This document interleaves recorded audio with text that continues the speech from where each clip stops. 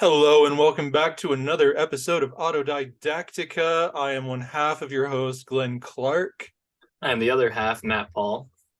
And today we're going to be talking about the politicization of the transgender experience. Last week we talked about last episode, we've had technical difficulties, so it's been a few weeks. We did the death penalty. Next episode is going to be, dang it, what was it? If I remember correctly, it's is racism inherent or is it learned? Right. Okay, so light topics like we like to do. Oh yeah. And I am double checking that. Yeah, right definitely double check that. Yes, that is correct. Okay. I have good memory sometimes. Truth. So before we get into our ever so light topic of the transgender experience being politicized, what's new with you? Not much. Just been busy. Work has been busy. I know your work has also been busy. Oh yeah. I've been playing a lot of guitar recently. It's very fun. You have? Been challenging myself Mhm. and actually playing every day to where I don't forget. It's like if I go a day without playing, the next day it's like way worse. Right. But if I play every day, just even running through the song maybe a couple times, just to keep my muscle memory all there, then it's a lot better. And I've been taking advantage of muscle memory techniques. Where, for instance, something my guitar teacher told me a long time ago that I have definitely experienced results from is just run through it one time right before bed. And then you sleep on it. Yeah. And you wake up the next day and you can play it incredibly better than you could the night before. And so nice. I've been doing that, and it's been fun. It's been fun challenging myself to actually get better. Instead of just being like, oh, this song is hard, plays it, gives up, and then never touches it again. And then, or just be like, oh, remember that one hard song? Let me try to play it, and just sloppily try to play it. Right. Never actually sit down and learn it correctly. And accepting that I'm just not going to be able to ever play that. And so it's been fun. So I mean, that's pretty much what I've been up to. Cool. What about you? And I've enjoyed listening to you play too. Oh, I'm sure.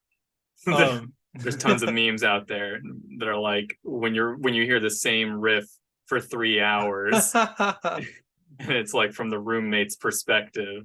No, but I really do. Like, I enjoy hearing you get into it. It makes me happy that you're doing your thing. Good. Me, I mean, it's mostly been work, and sleep and technical difficulties. Like, we tried to record this episode, I don't even know how many times. And hopefully this time I'm checking. Yes, it's recording. Yep, recording. It's recording. We literally recorded an hour a few weeks back ago and then realized it wasn't recording. And we've been trying to fix the problem ever since. We've got it fixed. Well, we fixed the problem, then life just kept happening over and over again. Yeah, we just kept having things get in the way after we fixed the problem. So here we are, autodidactica-ing again. But me, what else? I've got I'm still working on the same manuscripts I've been working on. Like there's this one, like I mentioned it on here before. I wrote this novella when I was insane that I recently finished, and I am obsessed with this thing. I've read it like 10 times. I can't, like, if I look at any line of that thing, I just can't stop reading it. It's like diving into a dream. So I'm really eager to get that out there for people to read. And one of my favorite collaborators, Molly Fine, reached out to me recently saying she's ready to start illustrating some things and doing some cover art. So it looks like, I'm gonna be publishing a lot this year is the plan. So, and that's moving really well, despite the fact that I've had no time for anything the last few weeks. Right.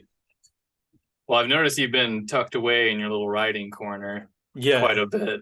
yeah, yeah. And doing crazy research and I don't know.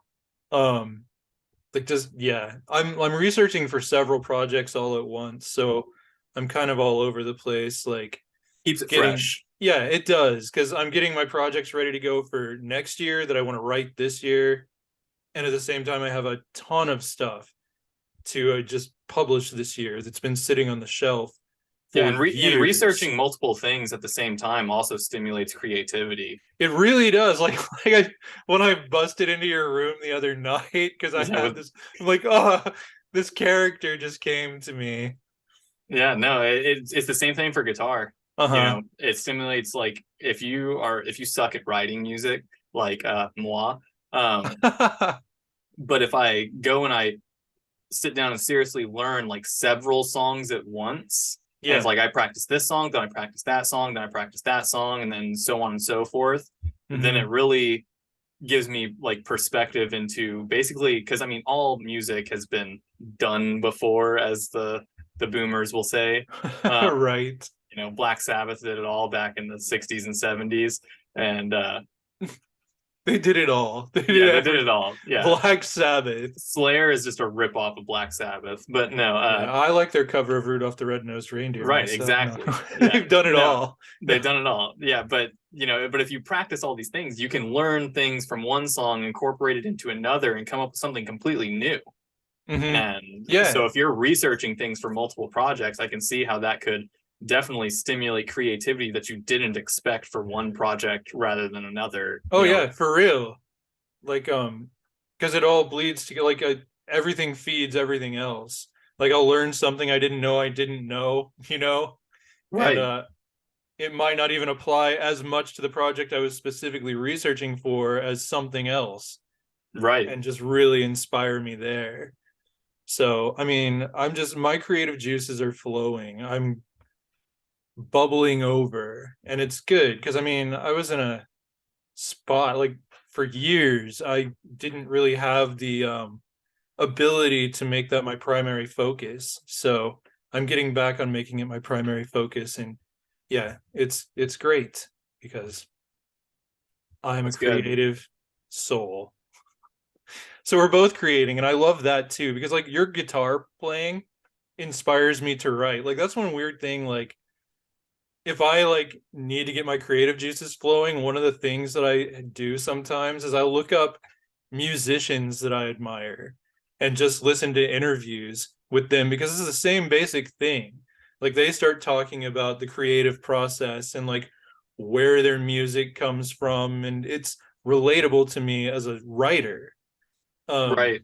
so yeah, you doing creative stuff motivates me to be more creative too.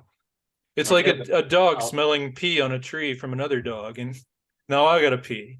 yeah. Yeah. You make me You gotta pee. pee out, you make you pee the creative juice. You stimulate my creative pee. Yeah. Your creative prostate. uh, Oh, well, anyway. anyway, moving on. I've got this rattle. I've still got leftover COVID in my throat. You poor baby. Yeah, pity me, pity me. Eh, Um, all right, so what else we gotta do? We got oh well, some of y'all have reached out to us over the past few weeks. I think we're gonna look at a couple. Well, yeah, there's a couple I want to address.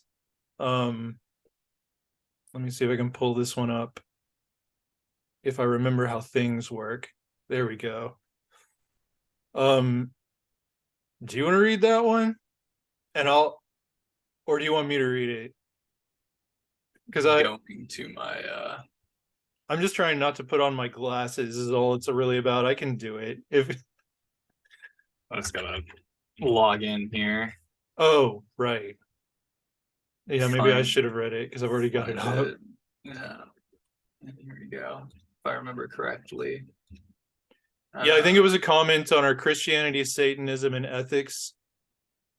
Is religion more good or bad? It episode. Was not. It was not? It was not. Oh. We've gone over that one. We have? Yeah. The one from Zakopa?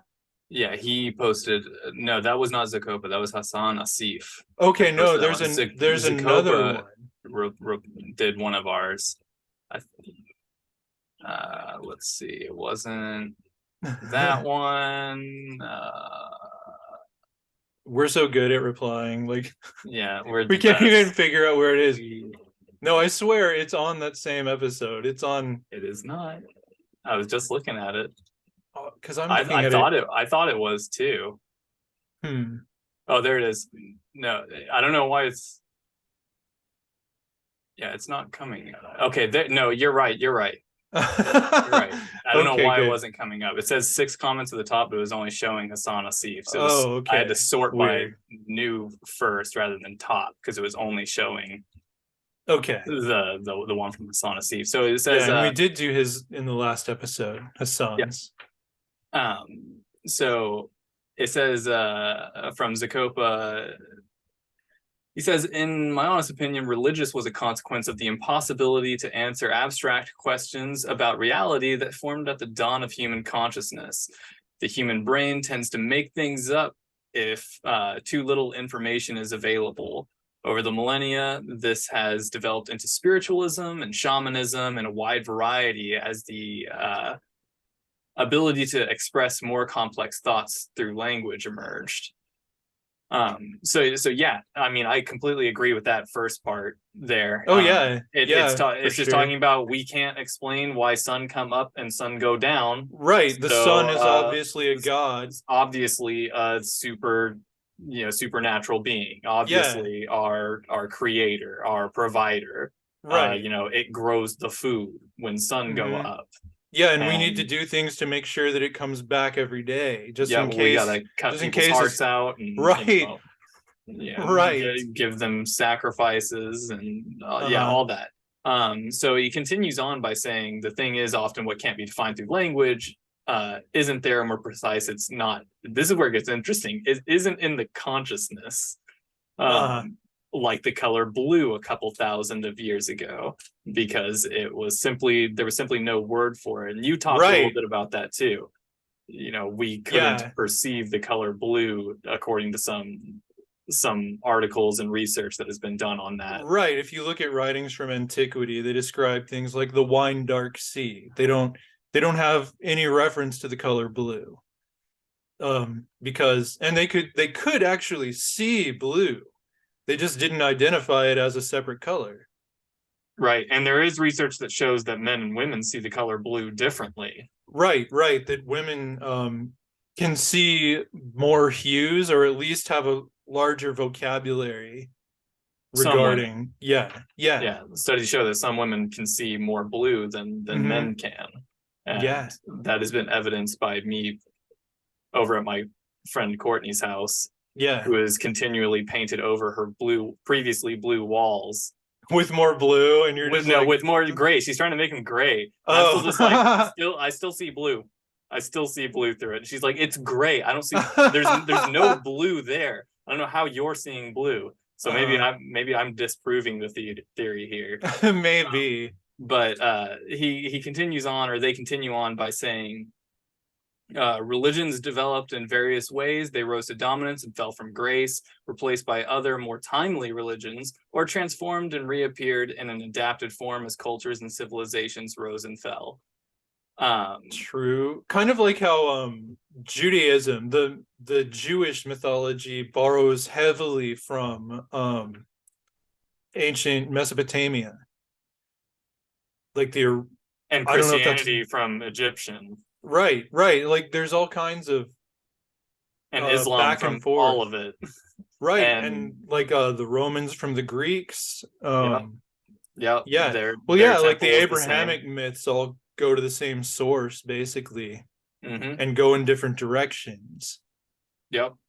And hence why he says more why they say more timely. because as the times continue, and we Right. got on the conversation about when's the next one coming. Right. Will it ever, have we reached the age where technology is just, there's not going to be another Messiah because we crucify them instantly, or we just disregard them. We would just disregard them. We'd be like, they're crazy. Anyway, let's go back to TikTok. Right. Just guys walking on water. I'm trying to do stuff. Get out of my way. Yeah, it's fake. It's fake. It's all staged. Right. Deep fakes. Like, that's one thing. Like, anybody can perform a miracle these days. Yep. With technology and such. But so they continue to go on by saying, so today, if you go to the bottom, the roots of, for example, the three largest monotheistic religions, you can land back in the Stone Ages. That said, while psychologically religion was an invention to cope with uncertainties and the unknown, it was pretty early on used for social structuring and later as a ruling tool. No disagreeing there. Absolutely. No disagreeing there. It is spoiler alert, the Book of Eli, that's what it's all about. Is finding, it's post-apocalyptic nuclear wasteland, and all they want to do is find a Bible, because with the Bible you can control people. And that's what the villain in that movie wants, is a Bible, an intact Bible, to where he can use it to control people. Right. Find whatever scripture he wants for any given Sunday sermon to get people to get in line.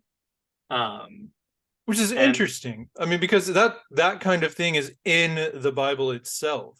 Like, there's in the Old Testament, there's false profiting. Well, there's an episode where, like, a king, like, there's chaos in his kingdom, and he conveniently discovers some lost books of Moses, some of the laws, and reintroduces them to the people. These are from Moses. These we didn't know about them. We forgot about them, but here they are. We just found them. They're right here. Yeah. I definitely didn't write these up last night. Right. It's very sus. I don't know.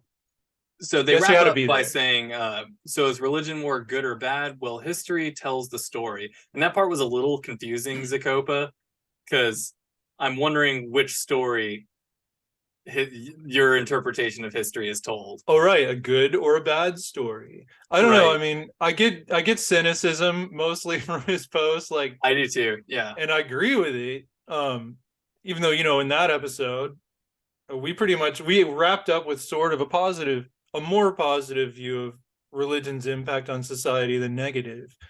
But the negative is still there. It's still absolutely very much there. Yeah, we've still got our altar boys, and and the blood will never be washed from the hands of all the crusades from all of the major three monotheistic religions. I'm not too versed in the war crimes of Judaism, but they did crucify the Son of God according to Christianity. So if that paints any sort of picture, then Christianity is the big one with the Crusades, and then Islam is the new one with radical Islam. Right. I know Christianity and Islam have, and there were wars. The Jewish or the Hebrews fought wars in the Bible. There was the Old Testament was very bloody. I don't know, like they didn't actually crucify Christ. They just were like cool with it in the Gospels. Like there's that's a sticky. That is, because it was a lot of Roman interference, and it was Roman occupied. Yeah, it was the Romans who crucified people. Right. But yeah, as far as the veracity of that, or the historical veracity of that episode, I don't know. I don't know. It was all bloody. Yeah. And the blood will never go away from any skeptics, from any naysayers of, organized religion. They will always point to all of the bloodshed that has been done over any given religion. Mm-hmm. Well, the big three, Right. I know Hinduism has some issues in there as well, but it's mostly clashes with other religions, Islam, if I'm not mistaken. Mm-hmm. But yeah, anyway, this episode is not about religion. Right. This is just us. See, so replying to a very beefy comment. So yeah, very beefy. But yeah, Steve, whole podcast. We did do a whole podcast. we did. That's what this is a comment to. So I like that. I like keeping the conversations going. I like hearing what people listening to us have to say. Absolutely. So Zacopa, thank you. Yes, thank you very much. Keep it up. Please continue replying to us. It makes us feel famous. Yeah.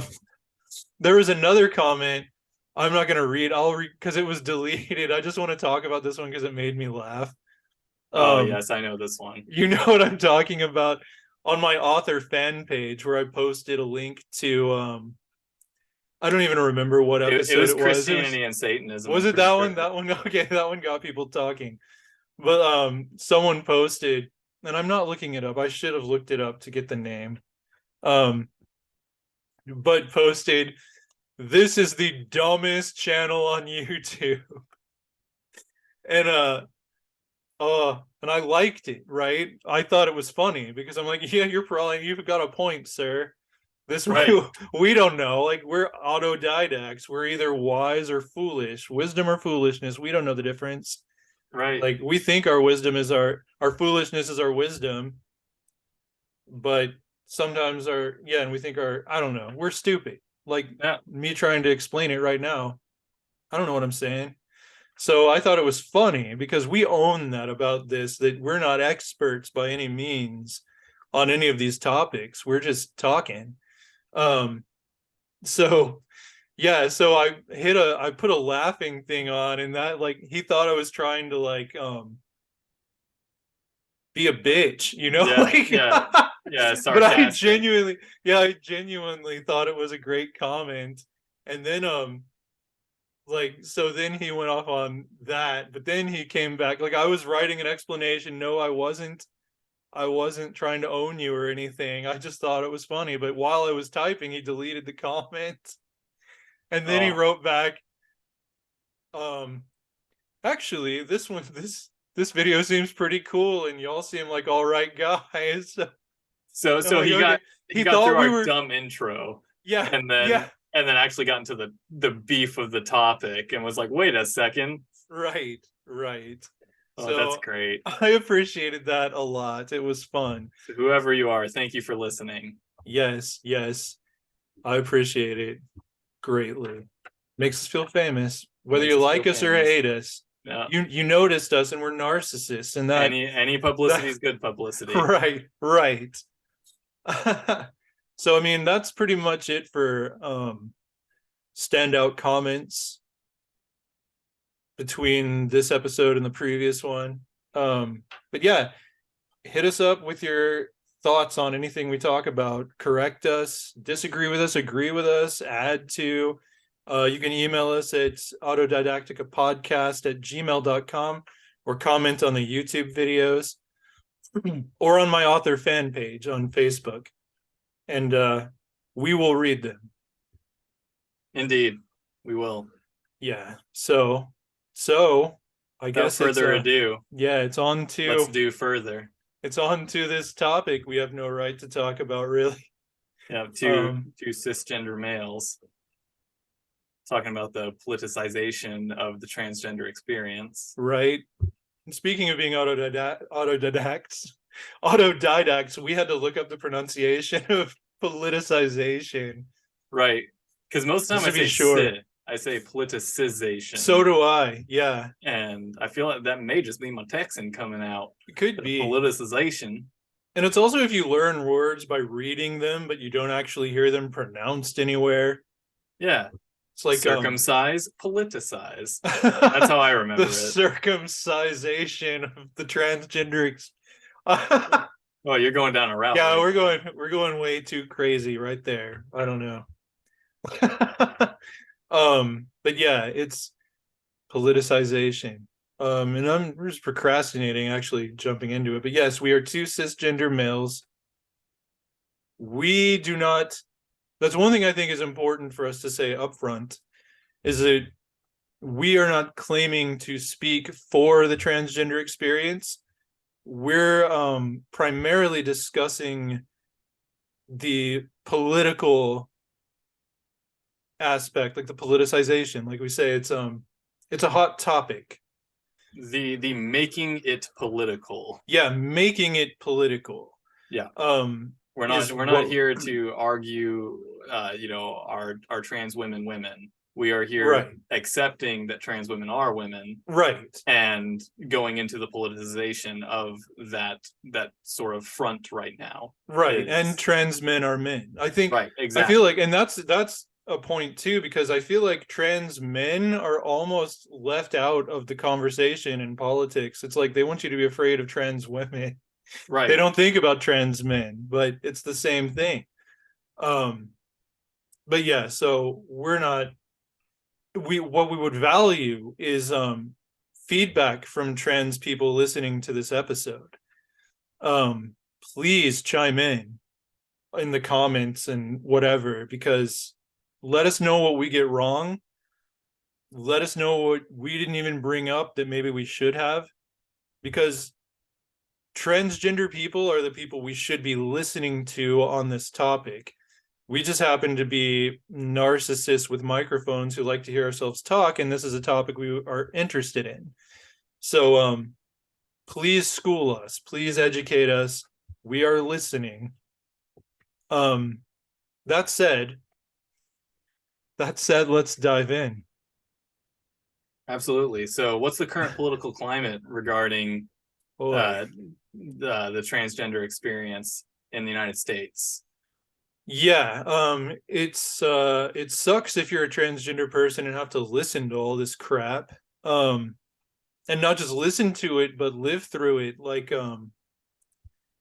people discussing whether or not you have full human rights, as though they have a right to discuss that. I mean, that's what gets me. If that would cause tremendous anxiety for me were I a transgender person. I'm trying to think of, it's hard to find things to relate to it and say it's like this, because I don't particularly know. As a bisexual man, I can relate it somewhat to when the gay marriage debate was going on. And it's just the right of same gender couples, the basic human rights, and politicians are discussing it. Politicians who do not have same gender attractions are trying to legislate people's lives, like, and say you don't deserve these rights because whatever bullshit reason. They'll go back to religion, they'll all this crap that doesn't really, they'll reach. Yeah, they reach when the they government, birth rates, they go to right things like that. Yeah, birth rates, morality, religion being a big part of that moral aspect. Yeah, when we're supposed to have separation of church and state, right. So that should not be a legal argument, and not just in my opinion, but constitutionally speaking, the Bible says should never be part of an argument about legislation for the government. In your church, sure, but in Congress, absolutely not. Yeah, you better come spitting facts. Right, and listen to facts. Yeah, and listen. Keyword: listen to facts. Except the facts are facts. Like, science is science, and there's the whole. I mean, I'm gonna popcorn this thing if I'm not careful. Like, I think because just the whole, both sides kind of have the same argument when it comes to facts are facts, science is science, biology is biology. We're going to try not to get into that too much, the biological aspect of it, but it's just, like, science shows that transgender the transgender people are biologically that way, but also you're either born with a penis or a vagina, usually, sometimes both. um but both sides will use that argument, Right. well, Yeah. science is on our side. um but what it really comes down to, like, and there's no way to It comes down to an individual. It comes down to, you know, this is not a question of what they were born with, what they were not. This is a question of this is a person. yeah, And this yeah, person has declared this, so the Constitution should adhere to that. right, right.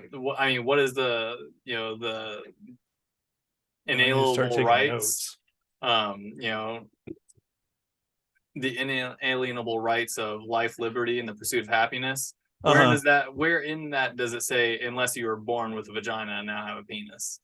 Right. I don't hear that anywhere. And No, so nowhere.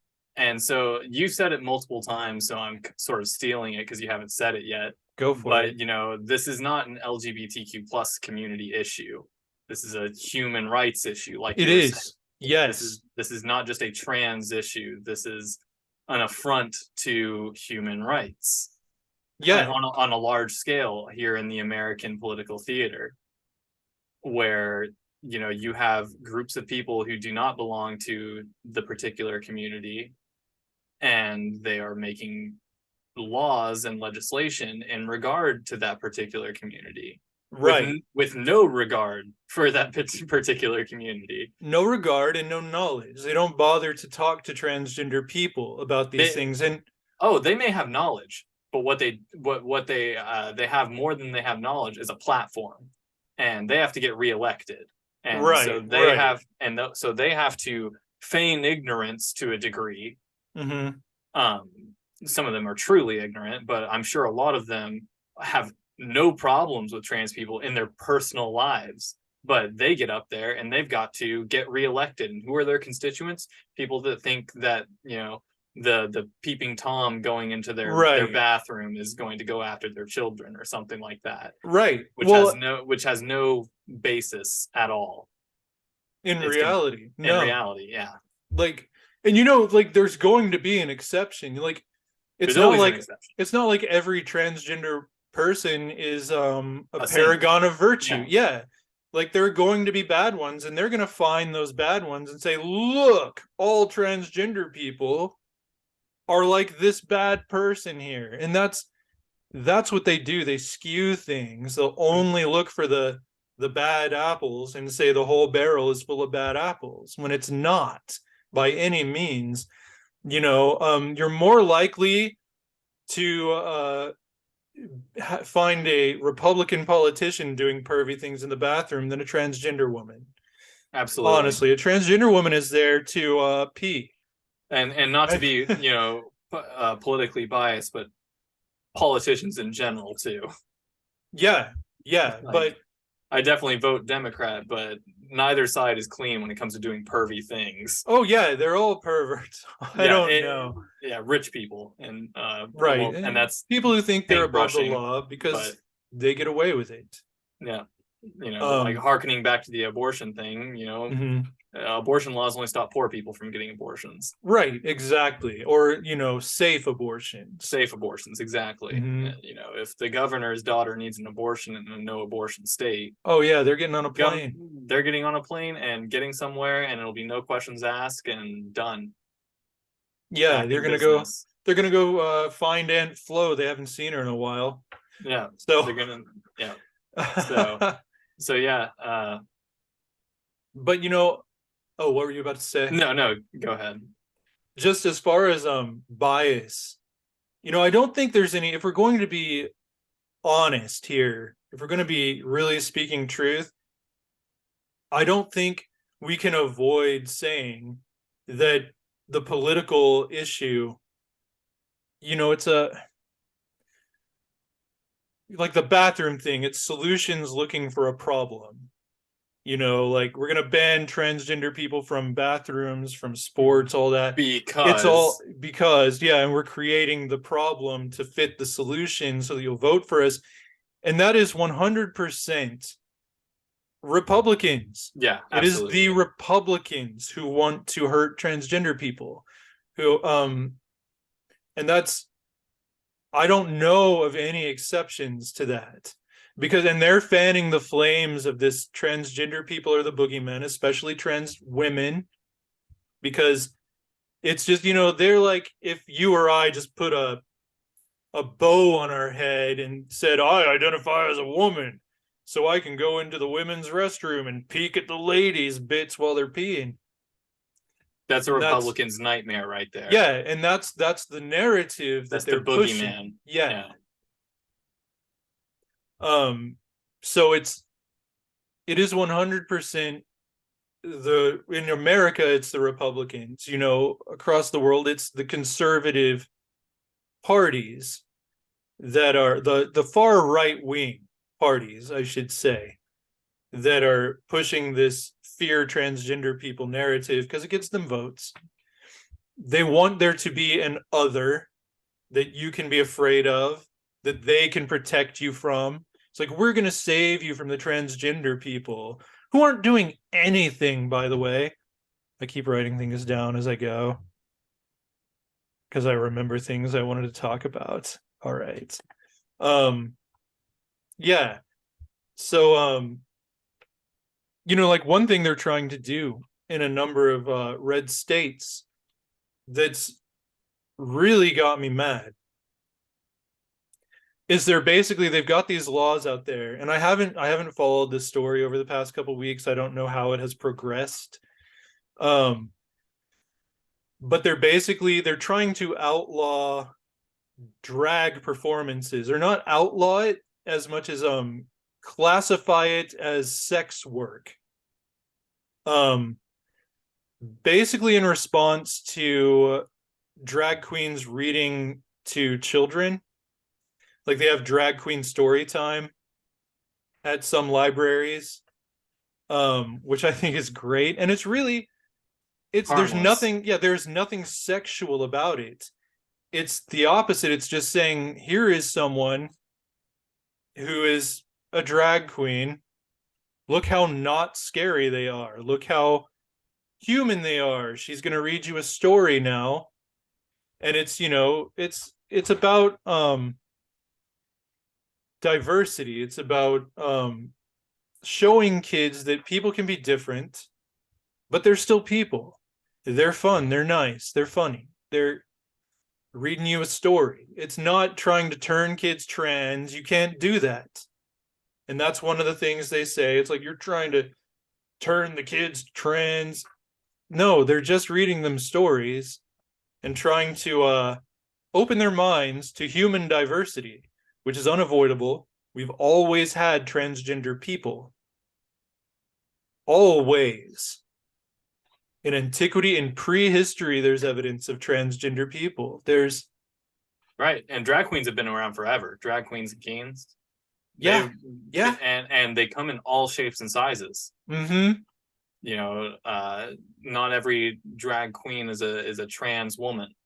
Right, exactly. Those are okay. That was my point. Sometimes they are cisgendered straight males. Yeah. Who like dressing in drag.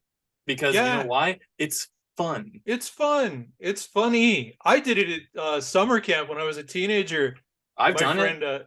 And you know, yeah, I dressed up as Cher for a freaking video scavenger hunt years ago. I walked in heels and everything. Yes. No, I didn't. I did wear jeans underneath my dress. But that was mostly because it just would have looked bad otherwise. Right. Gotcha. Yeah, it's summer camp. Hairy white chicken legs. But in the talent show when I was a teenager, my friend Darcy and I used to swap clothes and go out and sing a duet. We'd sing Hole in the Bucket from Sesame Street. And like we did it every year. It was great. And I was not transgender. Neither was she. We were just having fun. It was just entertainment. And there wasn't anything sexual about it. And there was nothing sexual about you dressing up as Cher for a video scavenger hunt. Right? I didn't even know who the hell Cher was. Right? I just knew she was woman. Yeah. And so I just grabbed woman clothes and put on woman clothes. And I don't remember who my friend was supposed to be, but they also dressed in drag. Nice. And yeah. So yeah, drag kings and queens have been around forever, and there's no harm in it as it's an art form, right, to the people that commit to it. It's an art form. I like that. But what these laws are doing, though, these proposed laws, this legislation, they are politicizing it. Right. And they're targeting drag performers, but then they are phrasing everything language.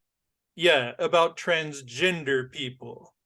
Like with things about the gender assigned to you at birth, if you are on stage presenting as the gender other than assigned to you at birth, that kind of language. They're really trying to ban transgender people from expressing publicly who they are.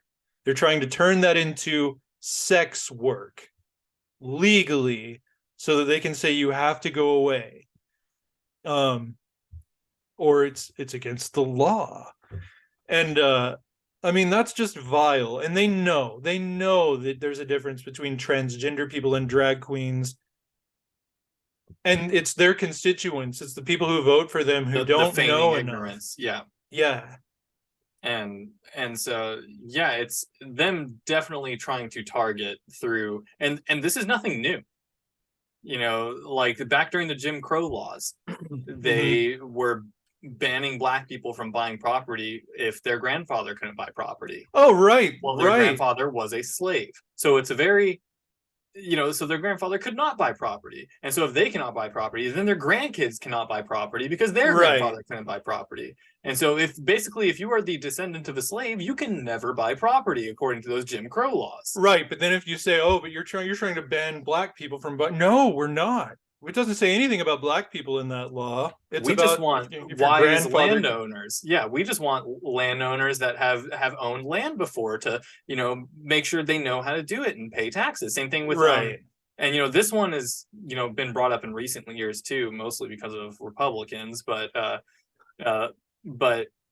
like for Republicans, but an IQ test, a competency test. Now the Democrats have.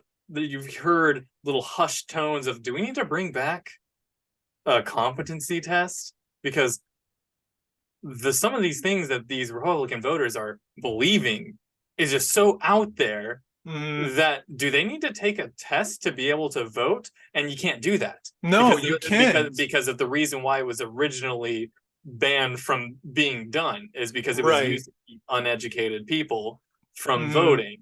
But now the uneducated people are making the most dumb political decisions voting wise. And yeah, meanwhile, Black people back then were just trying to get some goddamn rights. Yeah, human rights. And now we're trying to get people who don't understand what human rights are to stop voting. Like, right. Like now it's the opposite conversation. Now it's like these people want to take away human rights. So should we make them take a competency test to make sure that they are competent enough to vote? Do you understand that humans are all the same? Do you still believe that that Black people have a different skull format than we do and different brain layout and things like that? Because I'm sure that they might have some reservations on that. There's just something wrong in trans people's brains. That's what. Right. And so it's just like, no, there's not. Yeah, they aren't insane. They aren't mentally ill. And that's how the Republicans like to frame it. Transgender people are mentally ill, but they're not. If you know any transgender people, they're just people. Like there's nothing insane. And the suffering is largely due to the social climate. Yeah. Like the inability to express oneself is suffocating. Yeah. And torturous.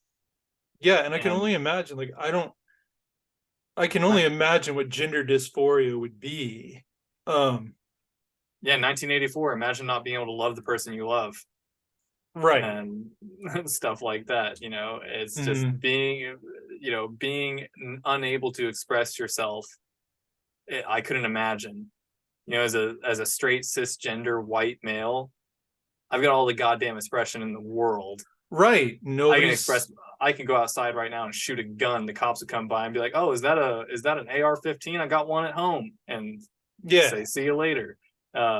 And so yeah, hey, just don't shoot it in the neighborhood, and that would be the end of that. And I've got all of the privilege, all of the expression, and so I couldn't imagine not being able to express myself the way I wanted. If they made playing guitar illegal tomorrow, right. I'd be like, what the hell? This is bothering nobody. Besides my neighbors if I turn it up too loud. But it's just I couldn't imagine. Yeah, I couldn't imagine. I mean, it makes me think kind of like that scene in Aliens where the robot gets into the shaft to go and turn the thing up, and it's like they close him in, they like weld that thing shut, and he's in that tube and can't extend his arm. He has to like wiggle like a worm through there. That scene makes me feel panicky, and I figured that, to me, that's what I think of when a transgender person tries to explain gender dysphoria, like just feeling trapped in your body. Is it dysphoria or dysmorphia? I think it's good question. I want to say it's dysphoria. I don't know. Let's look it up. We can look it up. That's a thing. Go for it. But a transgender person would know. Oh, well, you guys look it up, because there's a massive article on the difference. Okay. Because there is both gender dysphoria and body dysmorphia, and they often intersect and intertwine. Oh, okay. And because that's what I was thinking of, is a trans person seeing themselves and not seeing what they want to see, versus a transgender person. I think dysphoria is knowing themselves versus knowing what they look like on the outside. And I think dysmorphia is like when it's like if you aren't overweight, but you look in the mirror and you think you are overweight, and that's dysmorphia. What I really need to do is just look up the definition of dysphoria: a state of unease or generalized dissatisfaction with life. Yeah. Whereas dysmorphia is probably something to do with a general dissatisfaction with the way you look. Right.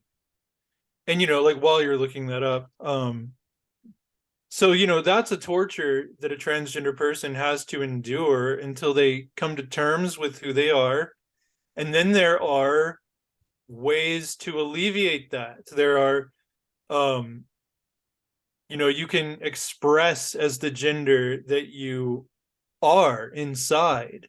You can get surgery, you can get on hormones, you can do all of these things and balance everything out and be happy with who you are. Like your mind and your body line up and you're good.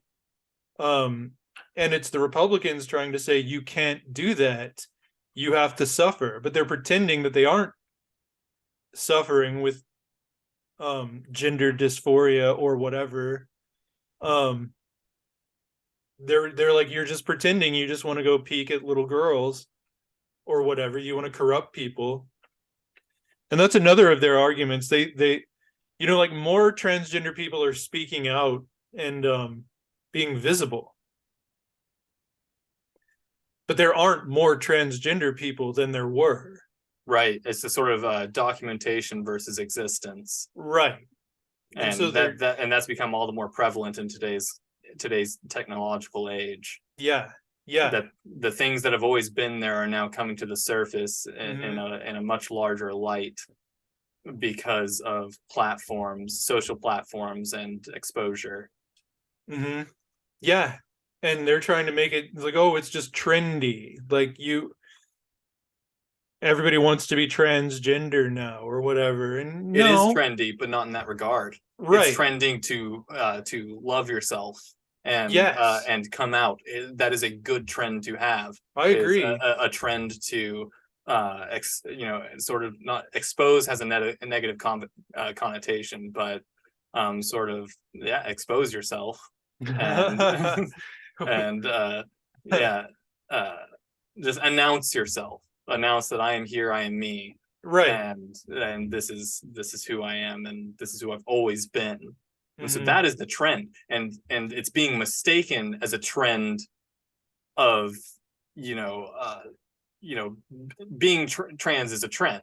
Like, No, yeah, they're converting people. right, no, Not a thing. it's a trend of now people have platforms, large platforms. Trans people have large platforms. Famous Mhm. people have come out as trans, and Right. so your neighborhood trans person that you run into at the coffee shop is now much more open to expressing themselves because they Right. feel empowered. They've been shown in the media, they've been shown in arts and film, and they are starting to feel comfortable enough to come out online. And that is the trend that is being mistaken as conversion. Mhm. Or it's trendy to be trans. Right. Uh, It's trendy to accept people who are trans. right. I mean, and and that that's and that is a cool. good trend because it gets people learning. Accept, like, learning starts Yes. with acceptance in this regard. Uh-huh. It's like, okay, I accept that you are a woman now, but I don't understand anything about it. Right. So let me learn about it. Yeah. You And know, people rarely revert to their to their old opinions after learning about it. right. Right. And me being scholarly, I'm very curious about the biology Mhm. and the psychology and all of that. And so I Me too. forever remain skeptic about everything out there. Uh-huh. But that doesn't mean I'm going to misgender you after you Right. told me what your preferred gender pronouns are, Uh-huh. or I'm not going to dead name you because I just read an article that says this. And that's just one of many articles that I've read. Mhm. And it's just, so mine is an never ending pursuit of science, whereas people that are ignorant form an opinion and stop. Yeah, and they won't listen to anything. Like, I'll read articles on both side of any topic just to see what It adds everybody has to perspective. say. Yeah. Yeah. And like you can at the very least you understand sometimes where the opposing side is coming from. Whether you agree with them or not, you can at least start to understand why they think what they think. If you listen, if you actually pay attention and don't just put up a wall, say, I have my opinion, I'm right and you are wrong, I'm not going to listen to you. That said, people who disagree with us, chime in, be a part of the conversation. Um, we will listen to you. We may respond to you. It's because we're not going to pretend that this is the only opinion here. This is us. This is our opinion. Um, and it is an opinion. Like there are facts and there are opinions. But like Matt said at the beginning, we're trying to steer away from talking about. Biology. We're Yeah. trying to stay on the Politicization. political and social aspects of this. Yeah, I was going to Um, mention earlier, one of the things that I mentioned in our previous recording of this, our hour long wasted yeah, recording. But yeah, there are many on the ACLU's website. There's a tracker of anti-LGBTQ plus uh, laws in different oh, okay. states. Okay. And talking about the politicization of this and the dividing line between red and blue, if you look up this ACLU's tracker, it provides a map with hotspots.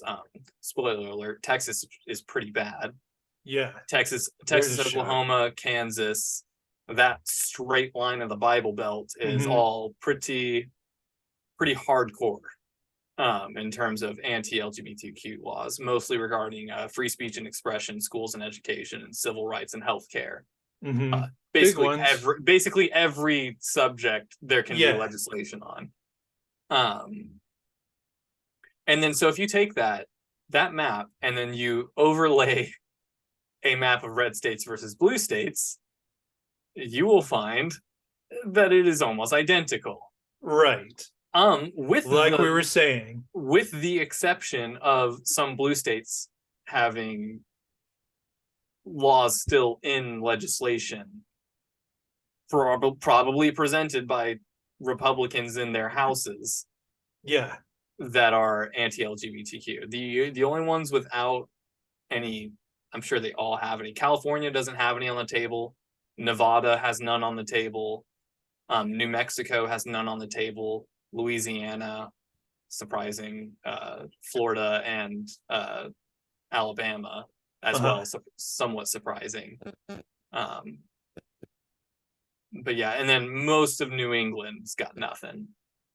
But Texas, Oklahoma, Kansas, Missouri, Arkansas, Nebraska, South and North Dakota, Minnesota, all of them, lots of, that is where the hot spots. Mississippi is a big one, Tennessee, Kentucky, all not surprising. But yeah, I just wanted to point that out, because I'm always stats guy. Yeah, and I love that about you. But yeah, there is a definite dividing line, partisan wise, right, right, on who is making this an issue.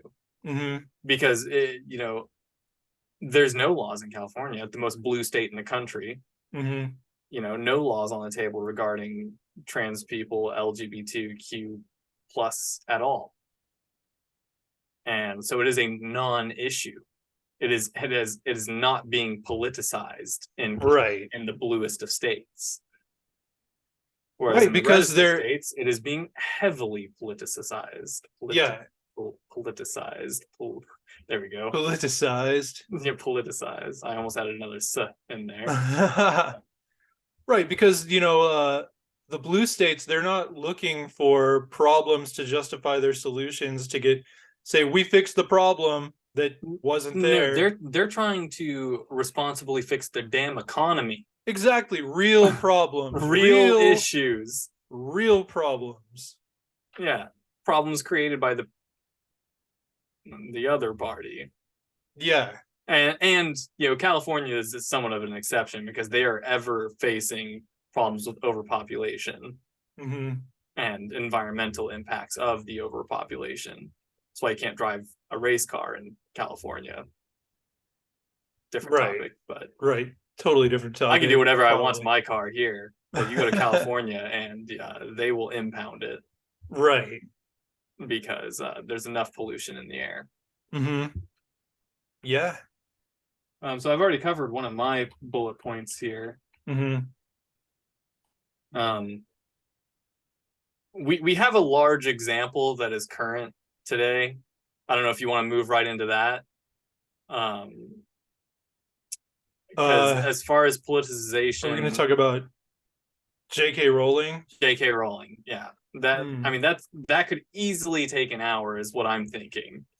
Oh yeah, because there's a lot. We could do it in 5 minutes and be like, well, I thought I had a lot to say about it. Right. That's how I was about the karma thing, our karma episode. I was like, do you believe in karma? And you were like, yeah.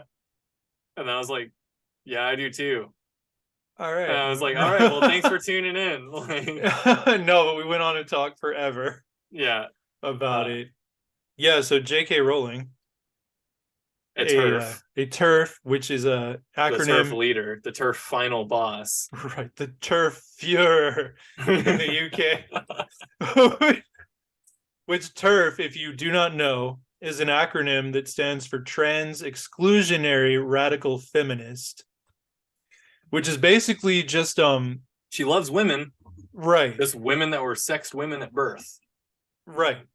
And it's kind of hard to talk about this without getting into biology, but by all means, we're idiots. We said that at the start. Right. But We're yeah. somewhat informed idiots. So they're basically they're hate organizations really, because it's like they're about women's rights, but their main focus is excluding transgender women, making sure transgender women are not included. It's, and there are groups like the LGB Alliance, missing a T, And a which Q and a plus. right, but the LGB, like, they just think Lesbian, gay, transgender bisexual. people should not be included in that whole thing, even though statistically most transgender people are bisexual. So it's an interesting thing. But yeah. So it's Hey, hey, when hey, you're I'm stats guy.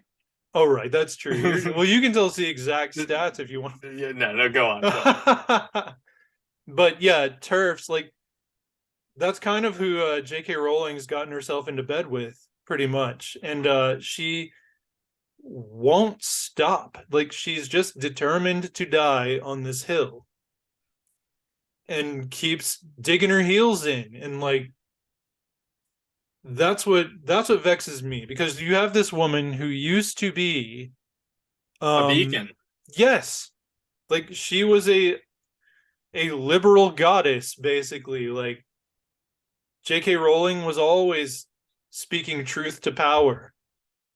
Um, her Harry Potter stories mean a lot to a Dumbledore's lot of gay. people. Dumbledore's gay, which, let's talk about that. I mean, talking about J.K. Rowling not quite being the advocate we always thought she was. Dumbledore is gay. Where was that in the books? She Right. She waited just till after retconned the it. last book Yeah. was written and just said, "Oh, well, the way I look, or I always saw Dumbledore as gay." I'm paraphrasing. At like a convention or something, she said that, and everybody cheered, and it was big news. Dumbledore is gay. J.K. Rowling is so cool with the gays. But he wasn't gay in the books. Like, if you know that, you can read the relationship between him and what's his face in the last book, from when he was young, and it will probably come across as gay. Grindelwald. Grindelwald. Yeah. I only know that because of the movies. Right. Well, yeah, and I haven't seen We haven't. the I, last one, I haven't seen the but last one either because they got rid of Johnny Depp. right, which is See weird. cancel culture. Right, see cancel The culture. episode The 6. I think it was episode 6. yeah, it's somewhere in there. But He was a big topic. yeah. Um, But yeah, but it's kind of like you have to read between the lines. She wasn't really being she could didn't have have a waited for that. visible Yeah, she could have waited for the reveal. She could uh have like, okay, if you always thought, because as an author, I'm sure you know yeah. way more about your characters than you've ever written about. Oh yeah. And so that could be a main point that just wasn't worth like including in the story, not Right. to drag away from it's Harry Potter, not Dumbledore, Right. and how I'm True. gay. Right. It's and so she could have, but she could have written another book, She could have. and Yeah. include it if she wanted to make that more of a focus, make Dumbledore the protagonist in some sort of prequel novel series. She Yeah, could have like waited Fantastic Beasts. she could have waited for that and then add a convention. And it doesn't have to be like, and I came out to my parents, said Dumbledore. And Right. it doesn't have to be like that. It could still be not very obvious, but you've got to be a little more creative than that, and not just. So like, I have a little bit of forgiveness for just the reveal that I've always thought Dumbledore was gay at a press conference.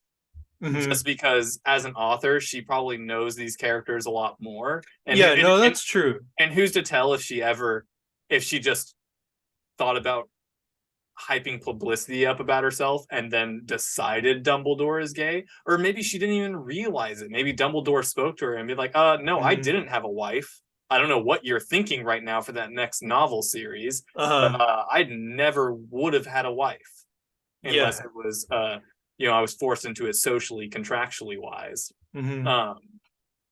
And so there's a slight amount of forgiveness, but yeah, it was very retconned in Yeah. to just be like, paraphrasing again, oh yeah, Dumbledore's gay. And but so yeah, she used to be sort of a rock star for liberals. She did. Yeah, and now she's having lunch with TERFs. She's like having lunch with right-wing groups.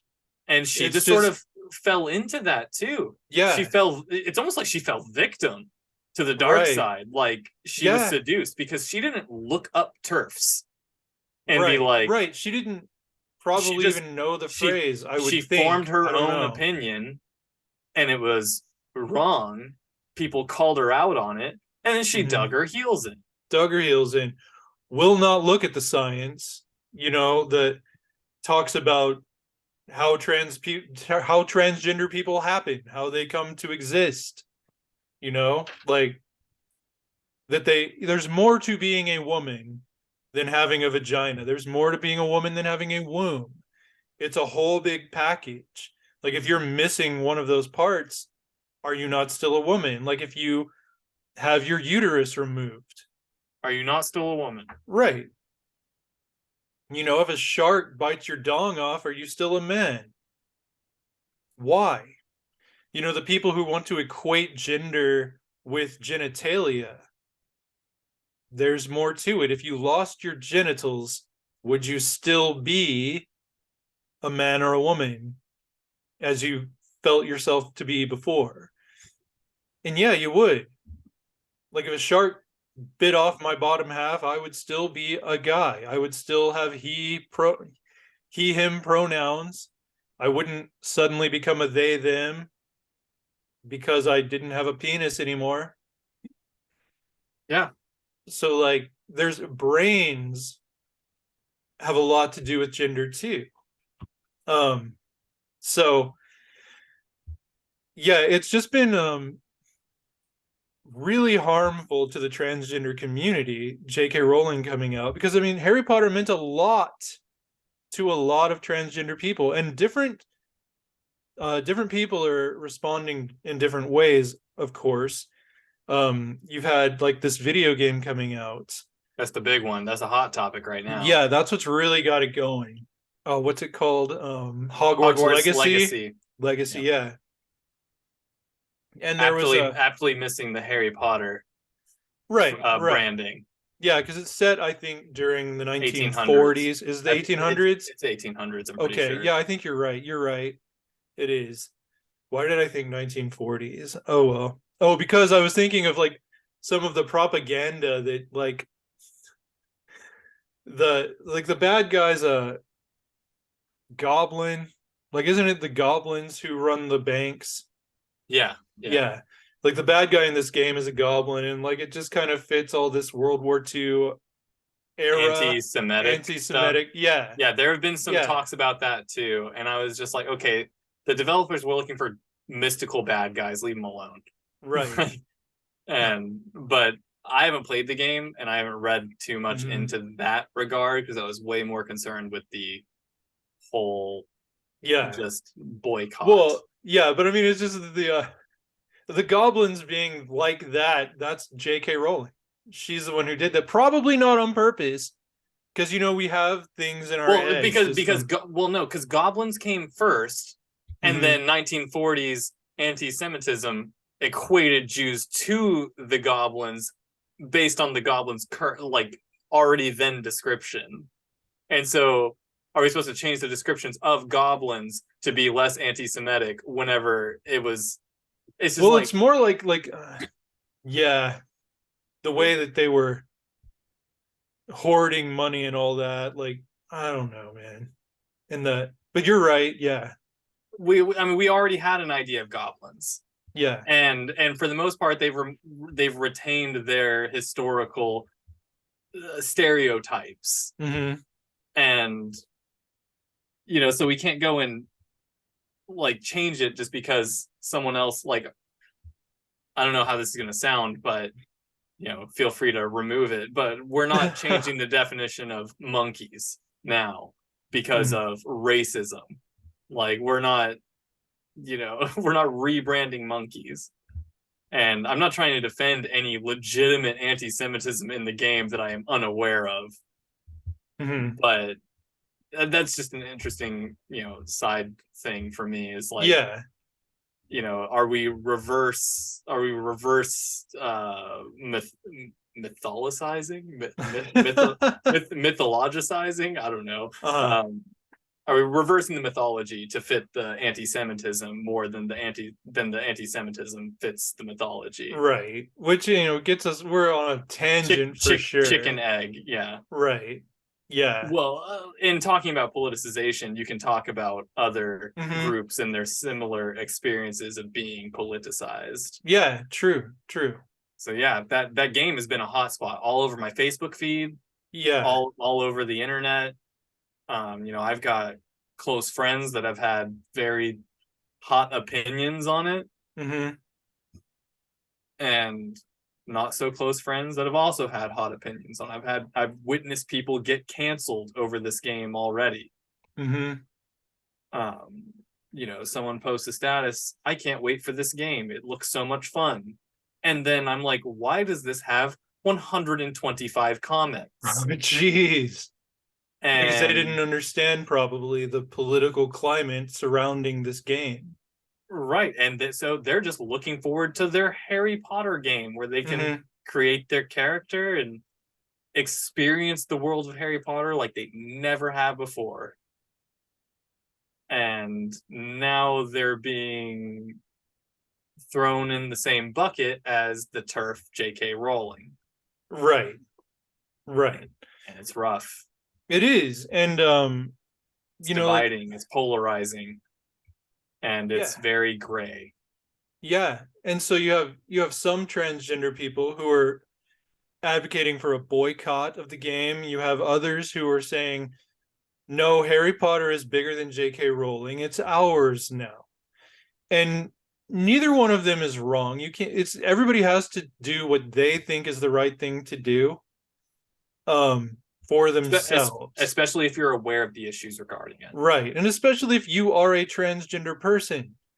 Like, I, of course, can't tell a transgender person, no, you should be boycotting, or it's like trying to tell a black person they can't say the N-word. Right. Yeah. Like, yeah, I can't do that.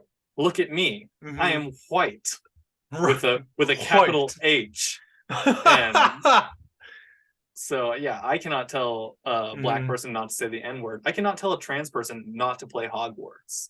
Right, exactly. And if they have their own reasons and if they're reconciling it in their own way, good. But it's still an issue for everyone, and it's caused division, it's caused hate. And J.K. Rowling in particular, her refusal to not die on this hill, she's been targeting specific YouTubers, for example, like cisgender is a YouTuber who I discovered because she does all these great like Star Trek videos and stuff. But then I happened to learn a lot about transgender issues from her as well because she's transgender. Well, she's done some videos about J.K. Rowling. And J.K. Rowling called her out on Twitter specifically and ignorantly. Like not really comprehending what the tweet was because it was very nuanced. Cisgender is very good at nuance. She'll give her adversary the credit they're due. Like she'll try to be balanced. But J.K. Rowling attacked her on Twitter. And then all of J.K. Rowling's TERF followers started attacking cisgender on YouTube and Twitter and everywhere. And it's just there's stuff like that that's going on a lot where J.K. Rowling knows the power of her voice, the power of her platform. J.K. Rowling, who lives in a castle behind a wall, literally can point at a YouTuber who lives in an apartment somewhere and sick the dogs of war on them. And they don't live in a castle behind a wall. Like, it's scary. Like, she's putting people in danger, and hate crimes are on the rise. the more of the right-wing rhetoric that goes around, the more people who buy into that think they're defending people from transgender people by doing violence to them. And like yeah, like Jessie Gender in particular, she hasn't backed down, to her credit, but like just the harassment and the fact that she was such a huge J.K. Rowling fan before, Harry Potter fan. And that's just one of the ways they're targeting people, because in the past week I've heard lots of things about and seen things like videos where anti-trans people are now using the Harry Potter theme music to taunt transgender people. That's ridiculous. It's psychotic. And they're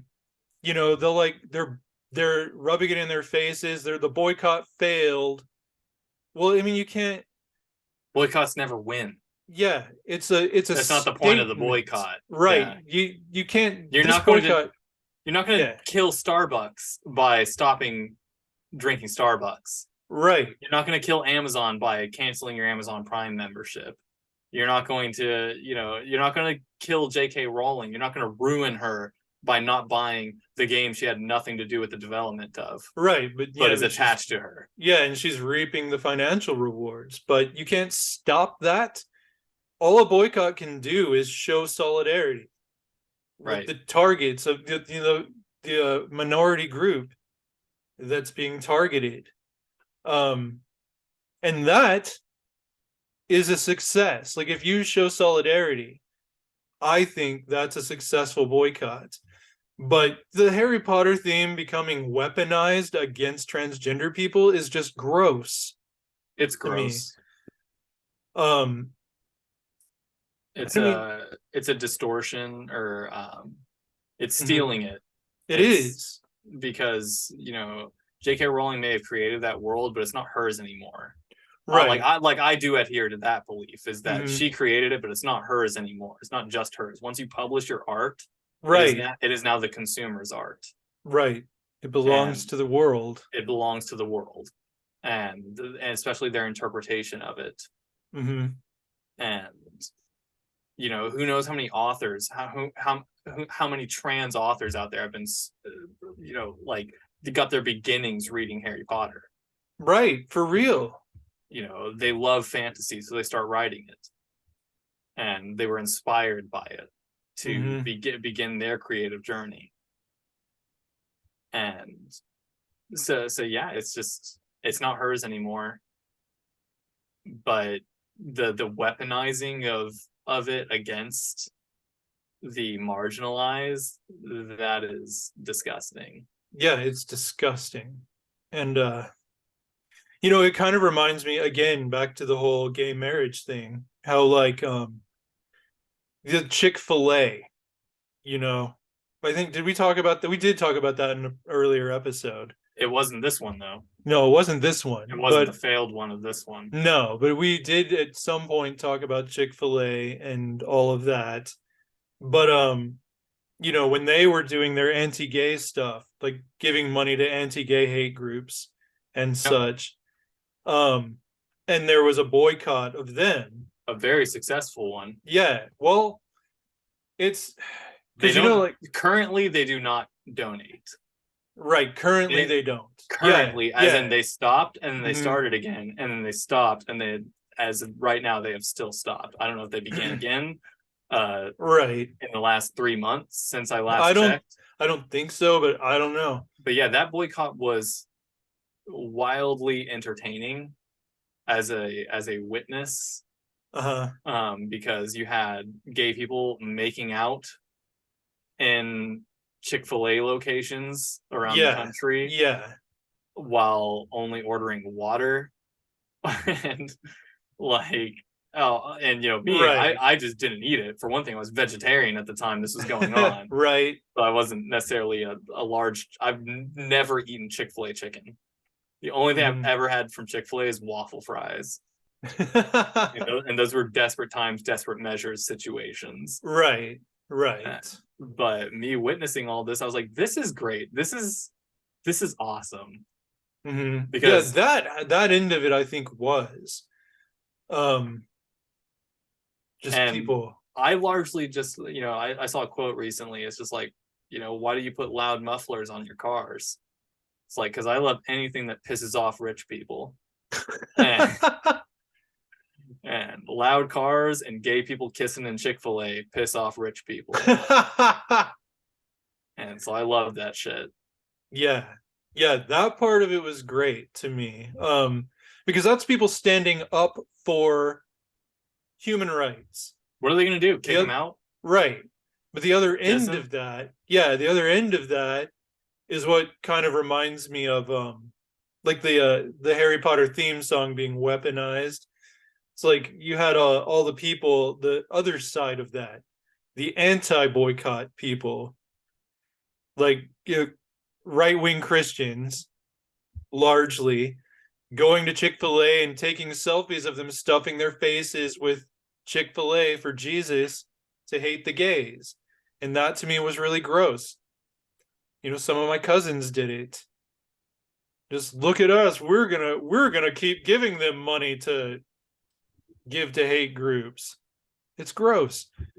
I kind of think the Harry Potter thing is grosser though. Because I mean if that's like in schools or something and people just start threateningly humming the Harry Potter theme at you, Yeah. it's just Dun dun dun dun dun dun. Yeah. yeah. Me having had gone seen Harry Potter live in concert Uh-huh.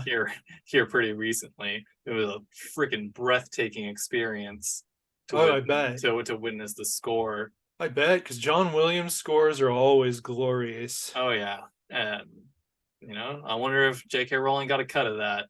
They showed Probably. they showed the movie live. Probably. Yeah, I don't she know what did. I don't know what her contract looks like in regard to movie showings and stuff like that. Mm-hmm. Because they can show it in schools. Oh Um, yeah. Yeah. you know, but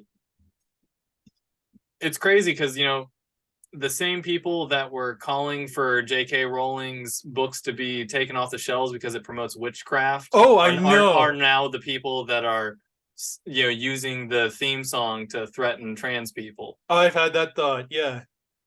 You know, Like she's been fully embraced by back in the the right early wing. 2000s and early 2010s, you had people in South Carolina, North Carolina, and Virginia pulling J.K. Rowling Harry Potter books off the shelves at schools because it promotes witchcraft and Witchcraft. it's anti-Christian.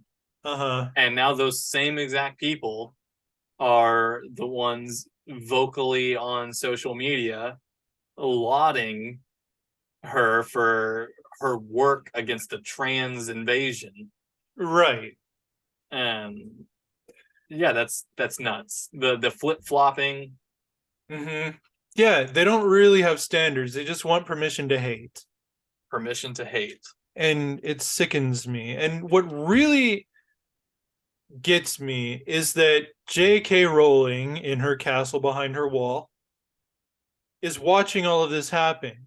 She's aware of it. She is aware of what her words are doing to a marginalized group of human beings, and she won't stop. She doesn't care. And she claims not to have a problem with transgender people. I have transgender friends, she will say. It's like, do you still? I mean, Right. Or are they just with you because you provide nice caviar right, at your gatherings? Show up for the right. food and leave.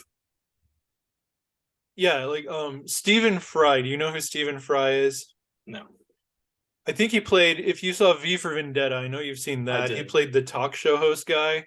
Yes. Okay. Okay. He's a The guy that got executed for having a Quran. I don't remember if it was I think he was gay in the I don't know what he got. I haven't seen it in a while. I think he did get taken away and executed though. He was the one who took in what's her name? Um, and then he got taken away because he had a whole vault of stuff that was supposed to be illegal, but Oh, it was all cultural items. because he wasn't a talk show, he's a news anchor, if I'm Oh, remembering. maybe that's what it was. Again, it's been a while since I watched Oh, V for Vendetta. I've seen I the movie like love that 10 times movie. plus. Yeah. Yeah. It's one of But my comfort anyway, films. yeah. One of my uncomfortable comfort films. Right, right. Because we literally just lived through V for I Vendetta. know. I thought about it so much during the Trump administration, but I couldn't bring myself to watch it because I'm like, nah, I'm living it, It's man. real. It's too much. The only thing we were lacking, at least to our public knowledge, was concentration camps. Oh, let's talk about the children at the border. But Yeah, or right. the Oh, yeah. um Well, that's mostly just Texas. right, Um, right. But that's our own V for Vendetta going on here in our own pretty state borders. pretty much. But yeah, so Third election. Anyway, yeah, so Stephen Fry, um, outspoken gay rights advocate, gay man. Um, he has read a number, if not all, of the Harry Potter books. I think he's read all of the Harry Potter books for audio in the UK, and he's friends with J.K. Rowling, and so people are calling him out because he's not condemning. right. And he's he's an advocate for the trans community as far as I'm aware, like the LGBTQ community. He doesn't leave the T out, but what he said I think is interesting when he responded to the backlash of him not disowning her.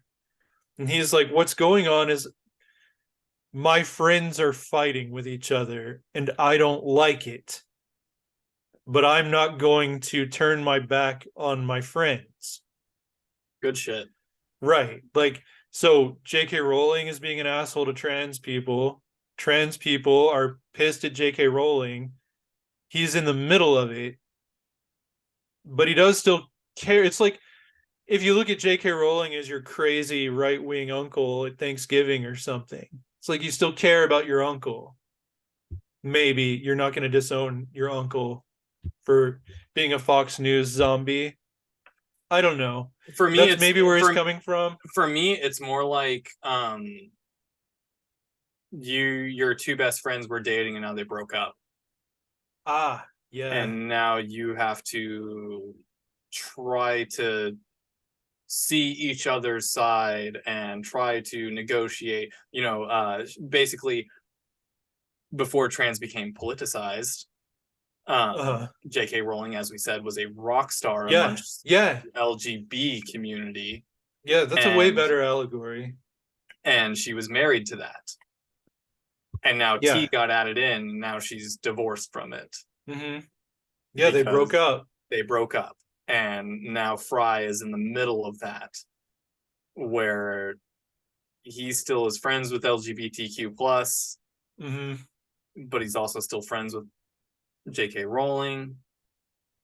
And I think that's the best we could hope for, right? Is that J.K. Rowling has some sort of influence in her life at all. Yeah. That can, because the only way, stay tuned next week, is racism inherent or learned? That's the only way that she's ever going to come out of the other side and even attempt to right wrongs. Is if she has any influence at all. Right. If she just drowns in her new TERF following, then she will never come out the other side having believed that she was wrong about something. Now, judging by her current trajectory, the likelihood of her leaving this physical plane having realized any of that, it seems very slim. But it's a lot lower if her pro-LGBTQ friends leave her behind completely and abandon her. That's true. Like I've got a story that goes right along with what you're saying. Like years back, one of the times I went to jail. Ladies and gentlemen, Glensley Clark Jr. Jailbird. Jailbird. It's I have a lot of funny jail stories. Jail bait, even. Jail. Got some long hair, boy. Okay, no, but Anyway, that goes in the direction of the story. Like, so I'm in jail, and stop me if I've, well, don't, because it applies to no, I'm this not episode stopping too. anything. Yeah. All right. Just if I've said the story on this show before. I don't think I have. But like so I was driving to church to teach Sunday school. I get pulled over and Sunday school for the college age group, not like little kids or anything, but like I didn't know I had a warrant out. Is what wound that happens to me a lot. Um but what wound up happening was that this judge hadn't been turning in paperwork. So I had paid a ticket, and I wasn't the only person this happened to, but the record showed I never paid the ticket. There was a warrant. I went to jail. Um, and I was trying to call people, and this goes back to like nobody was answering the phone. Everybody was at church or asleep. Finally, get one guy to answer the phone, and it's this very redneck homophobic friend of mine, and who did not believe in my sexual orientation, always told me I was just being a poser, right? And like this is the guy I get on the phone. And other than being a bigot, heart of gold. Just saying that, but other than being a bigot. Um so that's the only person I can get on the phone. And he gets in touch with my dad. Everybody comes and gets me out of the slammer before they send me off to like the big jail. Um, and then the next week, I'm there early at church getting things set up because that's what I did back in the day. And I run into him and he starts talking to me about, he thinks that he's proven that I'm 100% heterosexual, right? And he's like, well, if you was really that way, you'd have been in hog heaven. You wouldn't have called anybody to get you out. And I'm like, As if your that's type is convict. right. If I was like, I'm trying not to say names. I was like, guys who like guys, that doesn't mean You like you every like guy. rape, for one thing. It does not Yeah. mean you enjoy getting raped. It's like, do women enjoy getting raped because they like guys, like straight women? Right. Yeah. And he goes, no, that's different. And I'm like, how is that different? He goes, because women's got different plumbing. I'm like, what the hell does that mean, man? Like, but like, They so, got 50% of the plumbing I've got. right. So, I mean, that was his take on it. Like, if I was that way, I would not have wanted to be gotten out of jail. I'd have been in hog heaven because, like he was a bigot. I don't know what's up with my camera, it's blurring, but he was a bigot against the LGBTQ community. You're very And animated when you talk. So you keep moving yeah, around. and it blurs. Yeah. So like the point of that story is I did not burn that bridge. I did not end that friendship over his constant attacking me over my sexual orientation. Like he would tell me, you are hurting people, you are hurting your family, stop faking it, all this crap. And over the years, and I was very close with his son too, like we were really tight friends. And over the years, he got to know me very well and eventually came around to where he was defending his gay nephew. He helped gave his gay nephew a place to stay and stuff like that because That's awesome. he understood now that just because someone isn't heterosexual does not mean they are bad, does not mean they are perverts, doesn't mean they're hurting people. They're They're not going to hell. right. They're not going to hell.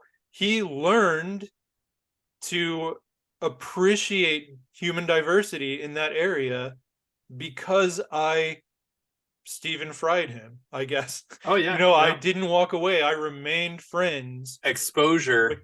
yeah. Exposure leads to reconciliation Hmm. at at the least. It may lead to nothing. Right. You may never get it across to them.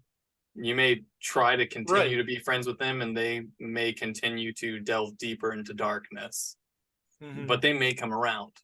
I have a friend who's again, different minorities, often same trajectory politically Yeah. and ideologically. But I have a friend who's half black, half white, Right. and their mother's mother and father were not very happy about her dating a black man. Right. But now her grandmother is one of the most involved people in her life. Hmm. And she's 75 years old. Yeah. She still has some misgivings and some language slips. She doesn't say the Hmm. N-word or anything like that, but like Right. she just doesn't realize what she's saying is kind of on the border. Hmm. Um, but she uh she's largely a part of her life, for one Hmm. thing. She did not exit her daughter's life nor her granddaughter's life.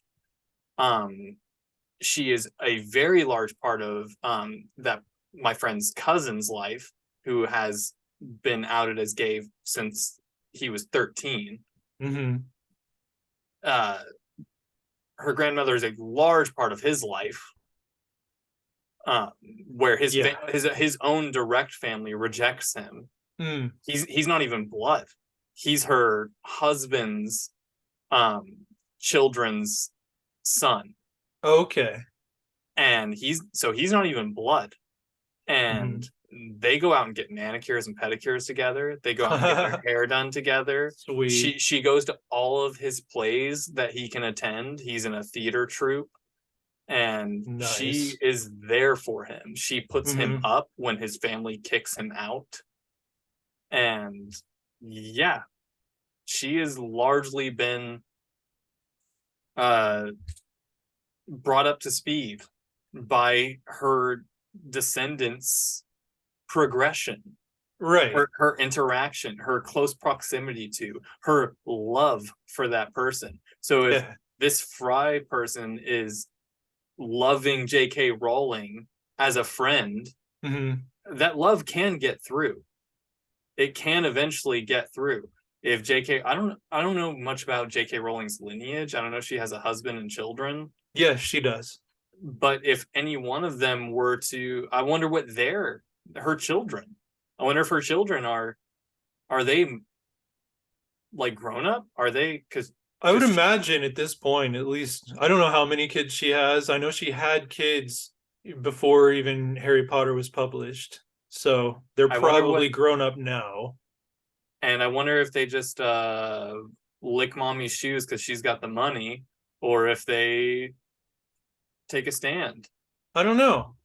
I mean, but that's one thing. Like if she has more liberal voices in her family on this issue, those are people she's not going to throw away, and maybe someone will get through to her. Because yeah, I don't know anything about J.K. Rowling's um kids. Right, And because I mean that's kind of how that's it where, should be. Like, yeah, I mean, sure, but they are J.K. Rowling's kids. right. They're gonna be in the public spotlight Hmm. to a degree, To a degree. whether they like it or not. Yeah. Um, they have a voice that carries a large amount of power because they are Right. J.K. Rowling's kids. If one of their Right. kids came out like my mother's an asshole, that would go viral, That would. and they would be likely disinherited as a Hmm. publicity stunt. Because guess Who what knows? happens anytime you boycott J.K. Rowling? J.K. Rowling makes more money. Yeah, she does. And, that's not to say don't boycott if you feel the need to boycott. If you Right. If feel you the want to. need to stand in solidarity, J.K. Rowling Exactly. is not going to make less money because you didn't boycott. So, if you feel like taking a stand for your peers, by all means. So in that regard, I played devil's advocate with myself Yeah. during the week that Well, we did not record. yeah. So bear with me here, because Bearing with you. I may sound like a TERF for a brief moment. Okay. But basically, after witnessing all of the cancellations or the attempted cancellations on Facebook, that's the thing about cancel culture, is it blows over so quick. Yeah. You may lose a few friends if you Yeah. are somewhat popular on Facebook, If but you get canceled, wait it out. you bounce right back Yeah. especially for these nobodies that I'm friends with on Facebook. They don't have to wait it out nearly as long as Johnny Depp or anybody. Right. But I don't have to go to court. I saw plenty of posts regarding this, and something I came to the realization was, and some ammo that a particular post was, or a share of a post was using, was what I boiled down to the extent of one's convictions. As in, if you're going to boycott Hogwarts Legacy, why aren't you boycotting, Starbucks? Why aren't you boycotting Amazon Prime? Amazon, awful company, exploits workers all the time, and we're all subscribing to it.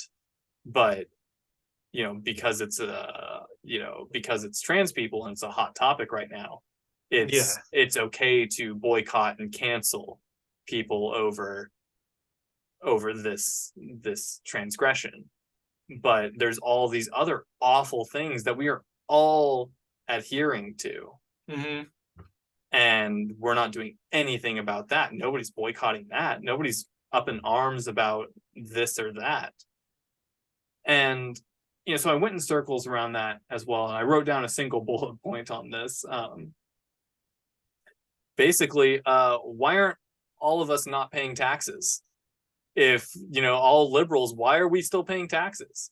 Why during the Trump administration, during all of the wall construction and stuff, why did we all pay taxes? Why, it's just like, if we're against everything the government is doing, basically, which is pretty much every left-leaning person out there does not agree with almost, I'd say, 70% of all government legislation, aka overturning Roe v. Wade. We pay their salaries. Why are we paying taxes? Want to take a stand? Don't pay them. Now I work for a job. They take it directly out of my paycheck. I can't not pay taxes. I can't walk into a grocery store and be like, no, I don't believe in paying taxes. Sorry. Sales tax, just take that off of my bill. And they'd be like, okay, like I can't. But tax dodging, why are we all not paying taxes? To the extent of one's convictions, we virtue hunt, we virtue seek, we look for the next big thing to make us look great in the eyes of others. And currently Hogwarts Legacy is one of those things, to where you can not play the game, thus affecting your life in zero way, and then post about it on Facebook and become a martyr, oh, this guy gave up the ability to play this awesome game for me, a trans person. And look how great they are. And they get to live in the spotlight for the next 5 minutes while this is a big hot topic. And then they continue on with their lives. And so, again, the extent of one's convictions. If you convict one thing, you should convict all things. But see, I've already dealt with that as a vegan. I get that all the time. And so this is why I play devil's advocate with myself, because if I'm going to do that, if I'm going to say, well, I'm going to play Hogwarts Legacy because I do all this other bad shit, why shouldn't I play Hogwarts Legacy? It's just a game. I'm just going to play it. Well, I'm a vegan. All all of that stuff sort of comes back around to me in that same regard.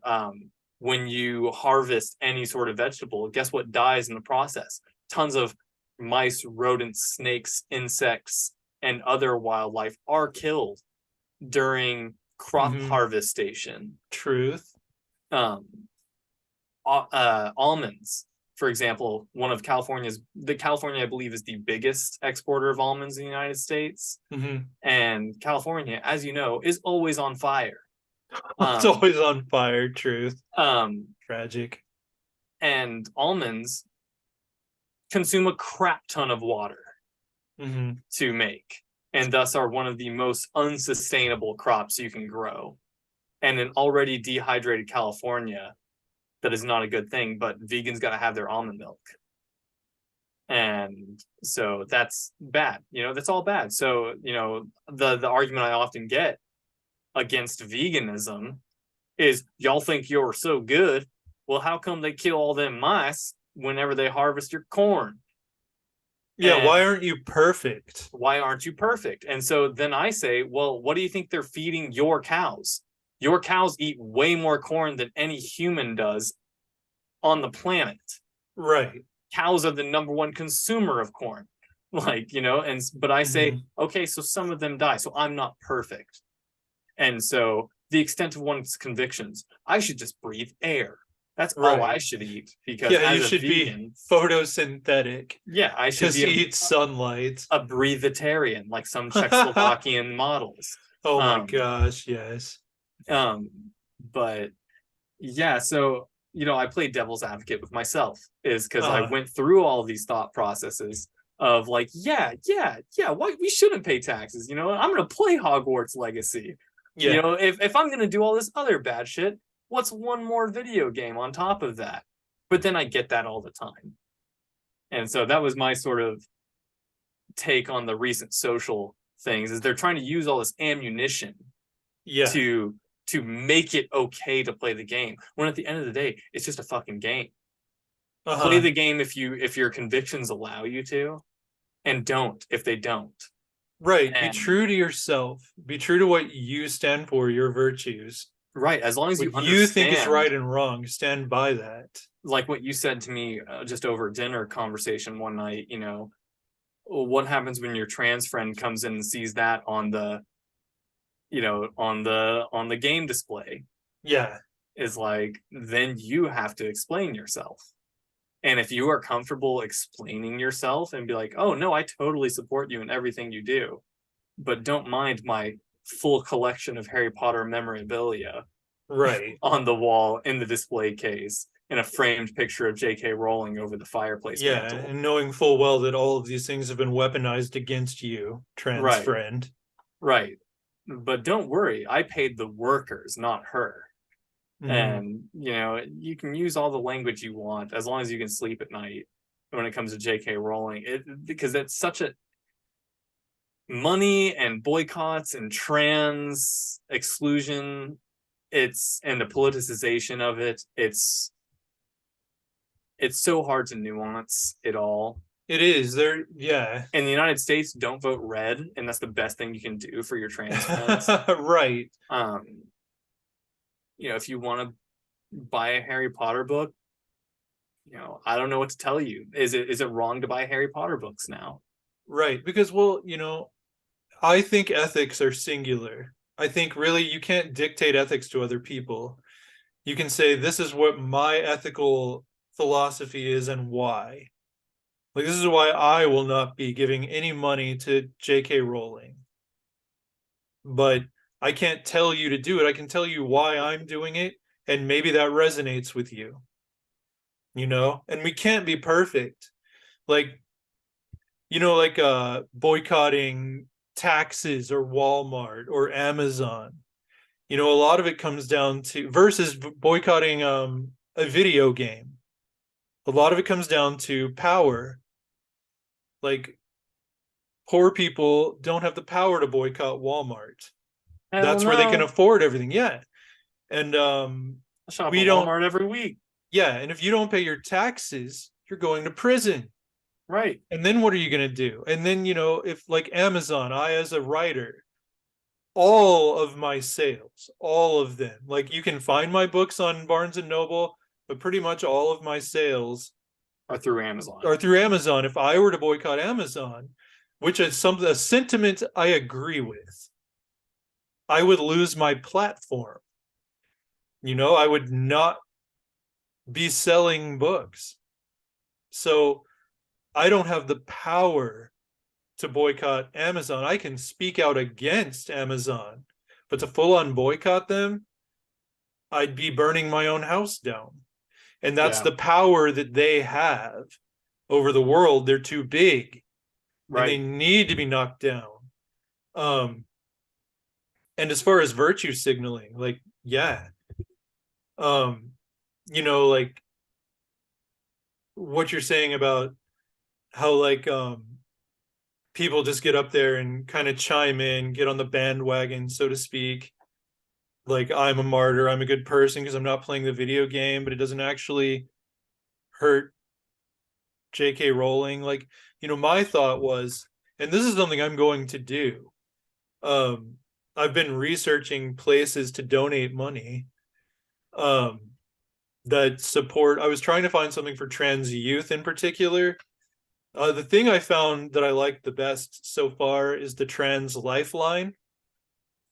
And, like, I think that's a cool idea.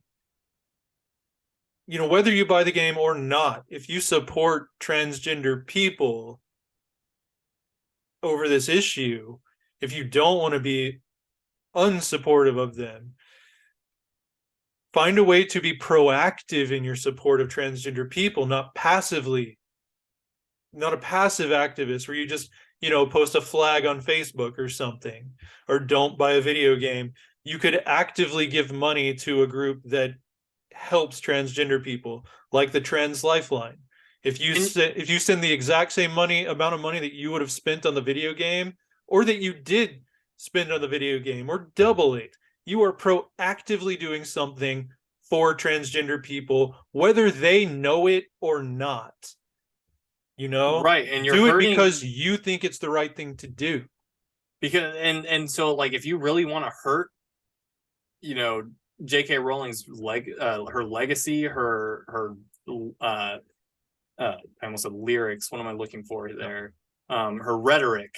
That's how you do it. Not buying the game may not do very much. It in fact does very little. Buying the game does a little bit more than very little. It does very little to promote her platform. It does less than that to not buy the game. But donating directly to a cause that directly opposes her, absolutely impacts her. And so yeah, no, I'm with that. Like, I don't want to necessarily condoning, like, monetary, like, guilt for people that do buy the game and don't donate, or anything. Because not everybody can afford it. Again, it all comes down to what power do you have. I barely can afford a $70 game at this point in my life.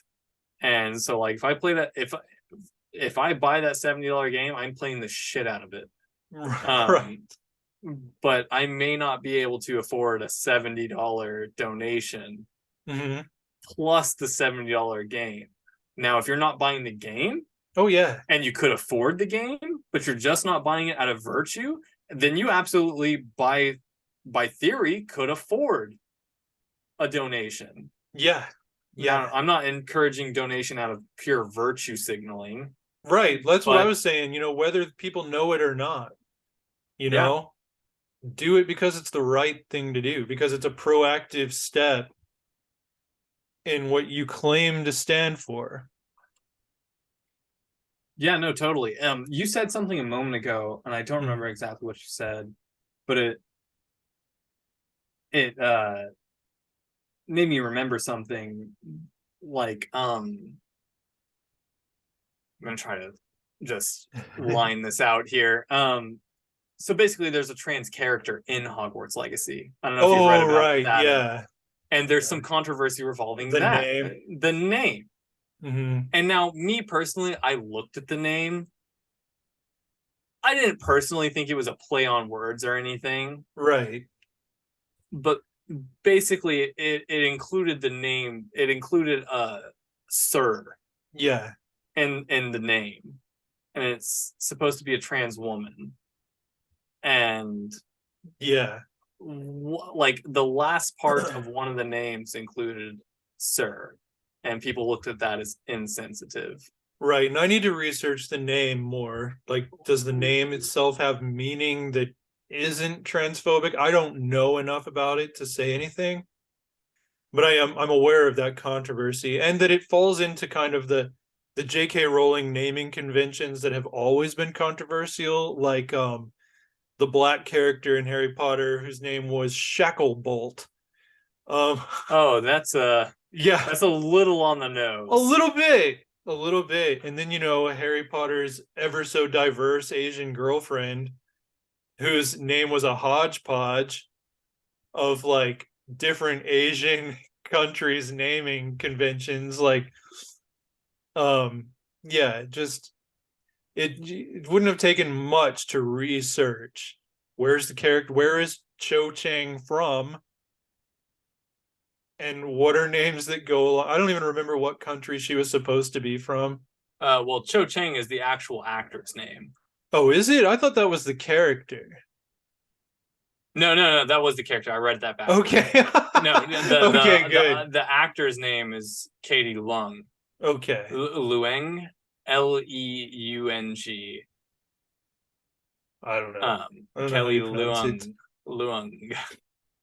Um, yeah, cast as Cho Chang. Right. Um, but I don't have enough. I read enough Korean Uh-huh. literature. At least in Korea, names are very common. Uh-huh. There are lots of people named Kim, and their last name is Kim, and Mm-hmm. there are plenty of people with the same first names as well. Mm-hmm. And Kim Jong, and yeah, there's all, Right. yeah. Right. And so I can't really speak to the veracity of Cho Chang being completely, Mm-hmm. you know but yes, so on the subject of the trans character in Right. Hogwarts Legacy, her name is Serona Ryan. Okay. And so people took offense to Ryan being a predominantly male's name, Mm. where in fact I know a cisgender female named Ryan. Yeah. Um, However, the fact that it has Sir, SIR, people are like, this seems a little bit insensitive Yeah. You to might have name the thought about it trans. a little bit more. But see, me personally, I love the name Serona. Mm-hmm. Like that's a cool name. It rolls off the tongue easily. And so I don't know where the name Serona comes from. If it has any etymology at all, it seems largely Mm-hmm. made up. Seems like a hodgepodge of syllables to me, Mm-hmm. but I'll have to do some more research on that. Um, Yeah. but the fact that they're even including a trans character, Mm-hmm. it seems a little bit like a stab at J.K. Rowling's stance on the whole thing. I think it was intended to be to say, but it's kind of too little too late. It's breadcrumbs. It's like, here's some breadcrumbs. Well, Here's a what it's trans doing, character, but it but it's is what it's something. doing is it's them trying to Distance themselves. they're taking their art because games are Yeah. an art form, Yeah. and they're trying to put a little distance between themselves and the original creator of the world, Right. whom of which had no take in Hogwarts Legacy, Right. no say whatsoever. And it's just WB making a game, capitalizing on their what is that called, their license. Yeah. And so yeah, you don't buy the game, you're hurting the developers more than you're hurting the creator of the universe. Well, you actually are, because, video game companies are so volatile. Yeah. Really. Like, They you pop know, up and they disintegrate. yeah, all the time. Um, so you really are doing more damage to the video game company in theory, but you are also standing in solidarity. It's kind of like, it kind of reminds me, have you ever seen the film Clerks? I have not. Okay, well, there's this whole epic rant they go on, this whole argument that the characters have about the Death Star being blown up, and the second Death Star in particular in episode 6, and that it was still under construction. So when they blew up the Death Star, they killed all of these innocent contractors, all of the people who were building the Death Star, who had nothing to do with the Empire. They were just doing their job. They were just getting paid.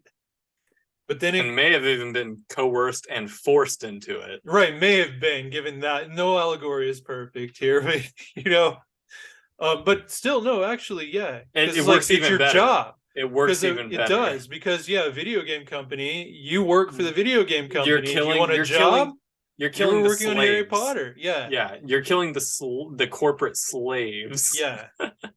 But they went into the whole thing, and like a guy walked into the argument who works in construction, and he's like, no, the thing is, you do know like what you're getting into. You, at least in the Death Star situation, and contractors, like, they can turn down a job if they know it's for like a gangster and everybody's going to get shot up potentially.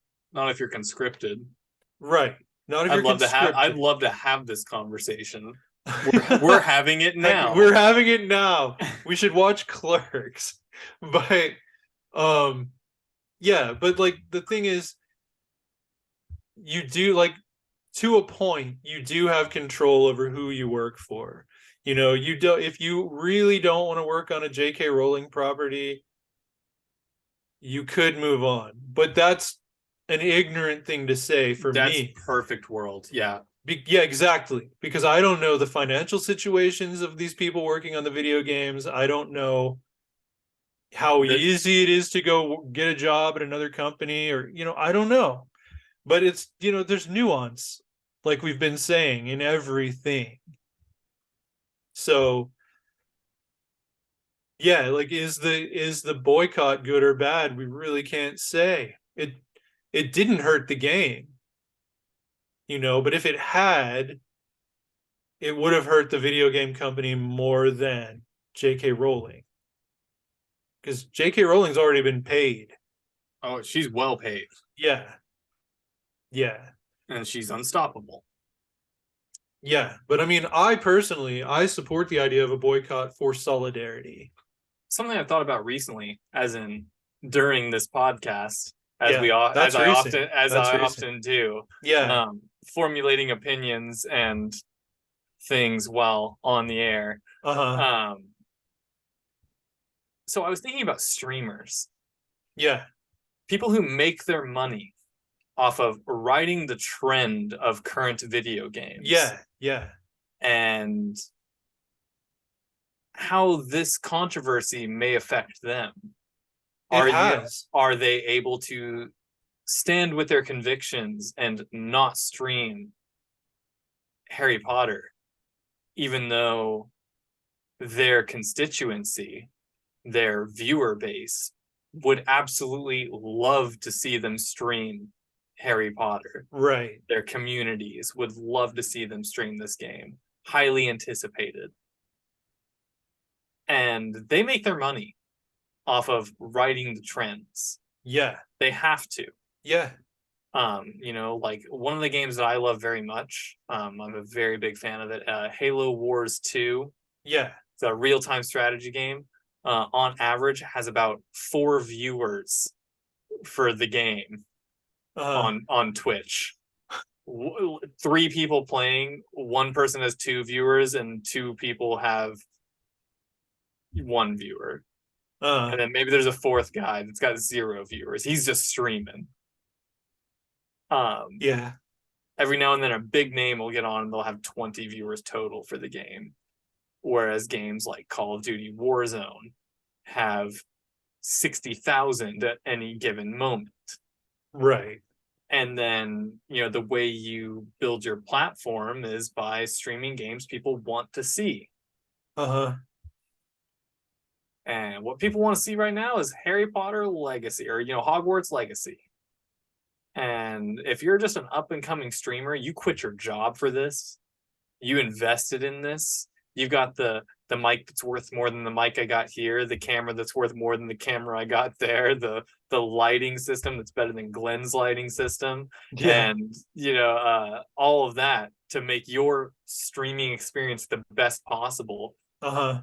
But you've been playing the same game for a year now. Your small little community wants the new game. Yeah. The hot game right now, which would be Harry Potter Legacy. Do you see all of the controversy, then hop on the train anyway? Or do you sacrifice your dream of being a streamer and all for a, sort of left field conversation about a TERF that created a universe that some licensor created a game about? Mm-hmm. Based on the universe that TERF created? Yeah. It's, Hitler was a vegetarian. Are all vegetarians Jew killing bastards? Right. Of course, Hitler didn't invent vegetarianism. He didn't invent vegetarianism, nor did he invent anti-Semitism. Right, that's true. He was probably the largest ever. Yeah. Next to Kanye currently. Next to Kanye. Kanye would probably like that. Yeah, being right next to Hitler. Yeah. No, better than Hitler. Yeah. But different video. Yeah, totally. Different topic. But yeah, so I sort of thought about them and just like all of the, especially for the small person, it's much easier to cancel a small streamer than it is a large streamer. Because if you're one of 20 viewers, you are 1/20th of their income. Yeah. Right. Well, it wouldn't be much of an income. It wouldn't be much of an income at all. But, if they had 200 viewers, if you have 200 viewers on the daily, 5 days a week. Yeah. For 6 to 8 hours, you're making money. Yeah. Yeah. You are making money. 25 is nothing to sneeze at on Twitch. Right. I don't know how much they make. I know that a person that I have subscribed to before, she's able to buy her own home by herself. Yeah. In New York, the state of New York, not New York City. Yeah, different. There's a whole different spectrum there. Yeah. Not New York City, but she has a home in the state of New York. Yeah. And she only has on average about 50 viewers a day. Okay. She has no side gigs that I know of. She does have sponsorships, little gamer fuel, beverages and things like that. But if she's able to buy her own home, she's doing better than me. Yeah. And she plays video games for a living. And has 50 people that regularly show up to watch her 5 days a week. And so 25 is half that. And so 25 regular viewers, if 5 of them stopped watching because you played Hogwarts Legacy, that's a fifth of your income. Yeah, that's true. And that's a lot. And I know some streamers have run into trouble with exactly what you're talking about. Like, I can't remember the exact, like, the specifics. Like, one dude was going to be streaming Hogwarts Legacy, but in a subversive way. I can't remember if he was going to be raising money for something or if he was, I want to say he was using an illegally acquired version of it so that he didn't actually spend money on it. He didn't actually contribute to J.K. Rowling. But people were still like, no, just don't stream it. Stream something else. You know, just let it go. Don't give it the publicity. Don't give it the attention. Even if you're not supporting J.K. Rowling. Even You if know, you so only have a 25 viewer count. right. But I mean, it was kind of what you're talking about. Like, he's a streamer. They stream the popular games. That's if they're not watching it on his channel, they're going to be watching it on someone else's, you know? And he's going to be losing. He's going to be the one getting hurt, not J.K. Rowling. Yeah, currently So it's 16,000 people are watching someone play Hogwarts Legacy with 440,000 followers wow. of the stream. Yeah. As a category. Yeah. So meaning 16,000 people are currently watching, 434,000 people are interested in watching or watch during a different time of the day. Yeah. And so it's rough out there for streamers because it's like, you know, if your 25 people don't want to watch you play this game, right? It's like, you know, do you go back to, you know, Monster Hunter Rise where you've got 5 viewers? Yeah. You can't ride the train as effectively because it's not as hot of a game. Yeah. But like, if you didn't stream it though, is it really going to ruin your whole career? Because this video game is going to come and go, just like every video game. It'll ruin your current income. Current. But like, as in you got to go get a part-time job now. Right. Maybe. But you know, like, this is probably tasteless to equate these two things, but you know, it's kind of like slavery, the economy. Like, if you're asking people to stop using slaves, you know, like, that's going to damage their exactly. It's like that's their livelihood. How are they supposed to? Are they supposed to stand up for what's right when it's going to hurt them financially? Like, it's kind of the same question. Which, you know, bring that back to me and what I said about Amazon. Right. Should I be the power burning my platform? And that's actually the way I remembered to write this down. Okay. was burning your platform. Okay. Because yeah, it sort of is. And now, to her credit, the streamer that I mentioned that I used to follow a lot because I play a lot of Monster Hunter, and she was a big Monster Hunter streamer. Yeah. I watched her every day. I subscribed to her. I paid her bills. I was one of the ones paying her bills, and god damn it, if I had a shot with her, I'd take it. She's freaking beautiful. But like, to her credit, she's not playing it. I would have suspected that given her community, she would have been playing it, or given her game repertoire. Yeah, she is not playing it. Now, I haven't seen any social media posts from her because I follow her on social media saying, you know, I will not be playing this because of this. She's just not. Yeah. So, you know, whether that's her own conviction or rather she just, you know, the other thing is, like, this is the other aspect to it all, is like, if you have a community, as in if you have 25 people that regularly watch you, they will likely watch whatever you play for you.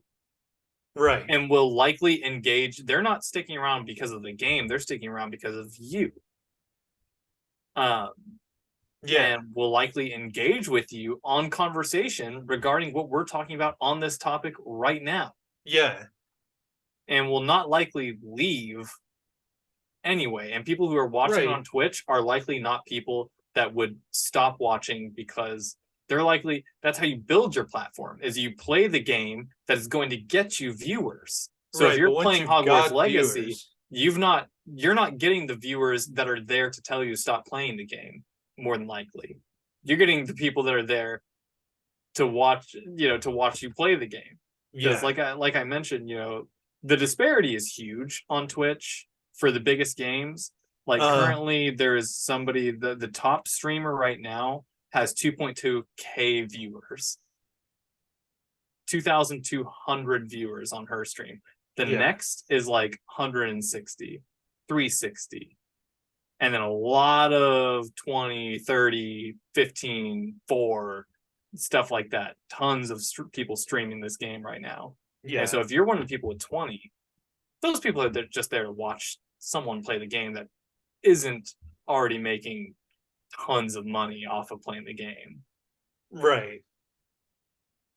So yeah, I just wanted to sort of touch base on that in regard to the whole boycott versus who are you really affecting versus who are you really standing up for. Are you really making a stand for trans people, or are you more hurting hardworking people that are just trying to get by? Right. And it's, it's Nuanced. it's very nuanced. It's not so black and white when it comes to who a boycott is hitting and whether or not they're innocent bystanders or not, whether they're innocent bystanders or not, like the Death Star contractors. It's, who knows? We do not know. Right. Like if I were to, like right now, all the listeners out there, I could be playing the shit out of this game and none of y'all would even know it. Like I could be enjoying the hell out of Hogwarts Legacy right now. It could be right there on my dashboard. I'm ready to play it as soon as I get off this podcast. But guess what? I didn't post about it. I'm not online posting. I'm going to play Hogwarts Legacy because I don't believe that it affects J.K. Rowling at all. It's more likely that people that aren't buying the game are posting, I'm not playing the game because I don't want to support that. Or, like you pointed out, people are playing the shit out of the game, posting about it, and being like, I just, what does that spell? The killing curse. Adava Kedavra. Is that the one? Avada Kedavra or Avada Kedavra. It's so hard to say. Yeah. I just Avada Kedavra Surian Ryan or whatever, loving this game right now. Thanks, J.K. Rowling, for all of your hard work keeping our communities safe. So people are going to be posting about it, but I could not be. And am I hurting the trans community? Maybe. Am I not? Maybe. Am I hurting J.K. Rowling? Probably not. Am I helping her? A little.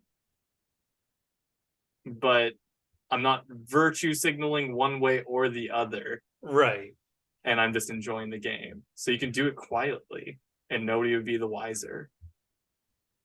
Right. And but that's why it comes down to your personal ethics. Whether people know or not what you are or are not doing, do what is right for you. For me, I think the right move is encouraging people to donate money, to do something proactive for transgender people. Because I'm not gonna, the people who in my life who are going to play this game are going to play this game. Yeah. They're going to buy the game. And the people who are going to boycott it are going to boycott it. I'm not going to convince anybody, but I can convince people to be supportive, to actually literally put their money where their mouth is. It's like, you support transgender people. You think J.K. Rowling is a what? Yeah, something, just a bad word. You think J.K. Rowling is a jerk? Put your money where your mouth is. Donate some money, what you can. Literally my same stance for all of veganism. And which is why I played devil's advocate and just ran myself in a circle, basically. Right. Because that was one of the things I wrote from our previous discussion, aka our failed podcast. The one that didn't record. Was parallels with other minorities. Because back to the politicization of the transgender experience. And, that all related because it is politicized. Yes. We've got politicians quoting J.K. Rowling and using her voice to further their platform. Exactly. She's the biggest thing they're using right now. They love it. They love it. And I don't really know how to wrap that up. Yeah. But basically politics in the United States is always going to pick a boogeyman. Right. And right now it is very much the transgender experience. Right. Transgender people who are being told to fear them. And it's not right. It's irrational. Yeah. They're lumped in with, they're just, it's like they have a board meeting and they just pick minorities and they say, what are we going to run on this election cycle? Yeah. Is it going to be what percentage do we want to give Black people? What percentage do we want to give immigrants? What percentage do we want to give gay people? And hey, have you all heard about that newcomer? The trans people, the transes, and abortion. Don't forget about abortion. Yeah. Yeah. And those are the boogeymen. Yeah. And you got to have them to get elected as a Republican. Yeah, you do. And you have to have hot takes. You have to have the hottest takes nowadays. Trump set the bar. You have to have the craziest takes to get elected. Yeah, the most irrational, stupid, evil takes. Yeah. Bigoted. I said earlier in this podcast, I love anything that pisses off rich people. Well, Republicans love anything that pisses off liberals. So the more you can, the harder your stance is to piss off liberals, the more likely you are to get elected. Right. Own the libs is what they say. Own the libs. And so shoot the damn people that get abortions. Oh man, you can't say that. Got all the votes. But as much as you can allude to that as possible without actually saying that. Right. And they do. Then you're well on track to beating the incumbent. Right. Because he's just some old white guy.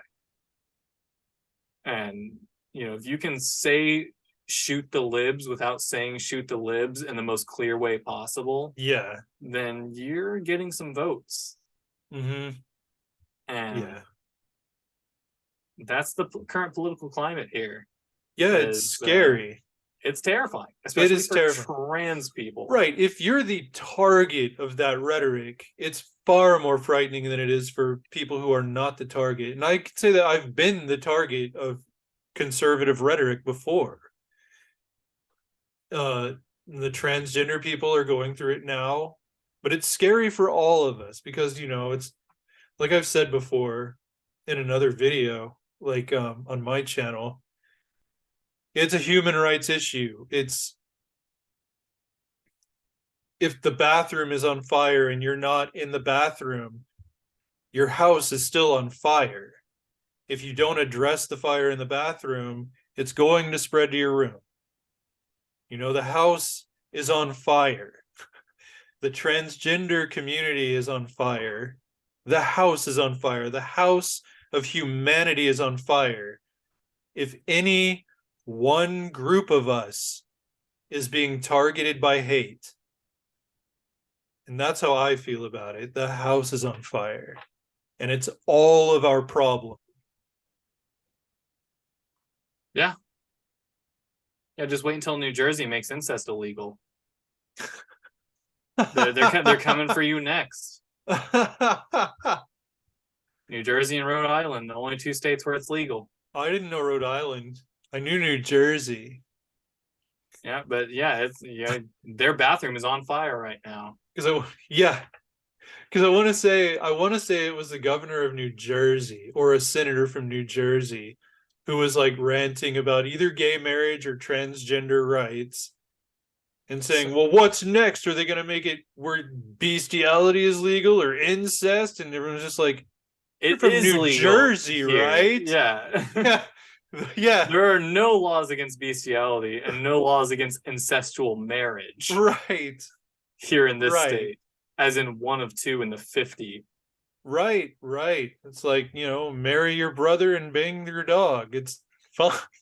It's fine. And that's another episode. That's a bad parallel. It really is. That's a terrible parallel. Hindsight 2020. Let's stop that. Redact that one. But no, it is. It's your bathroom's on fire. The house is next. Yeah.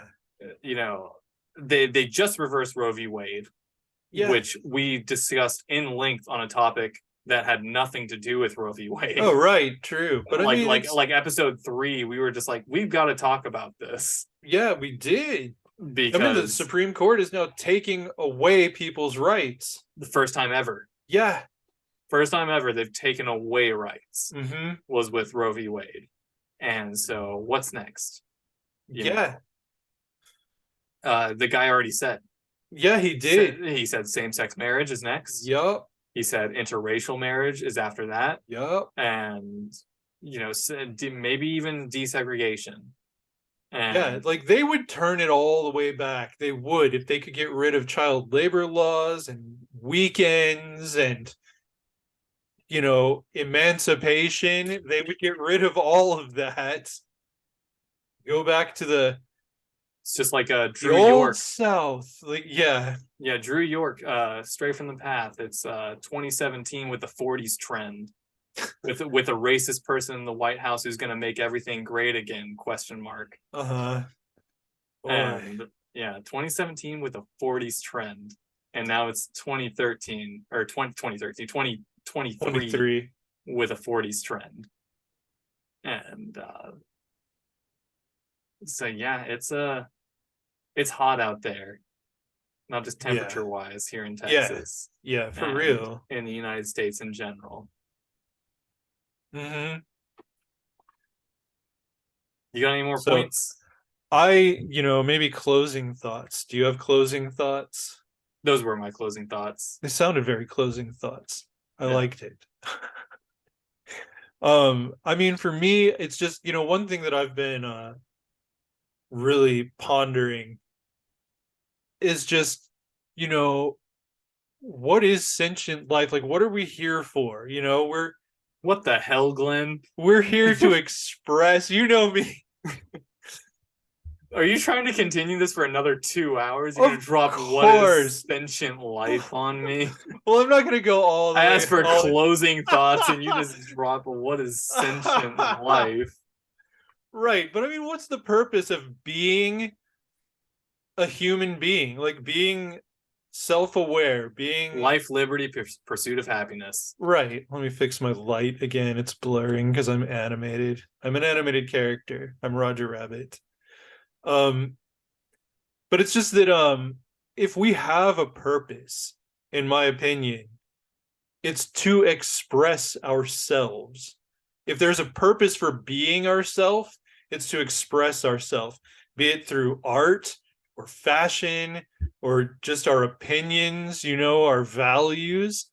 If we aren't, and that's all, like, whether you can accept that transgender people are biologically transgender people, or if you think it's just a wish fulfillment thing, like you think they're just pretending to be the other gender, whatever, whichever side you're on, it's still an act of self-expression, and it hurts no one.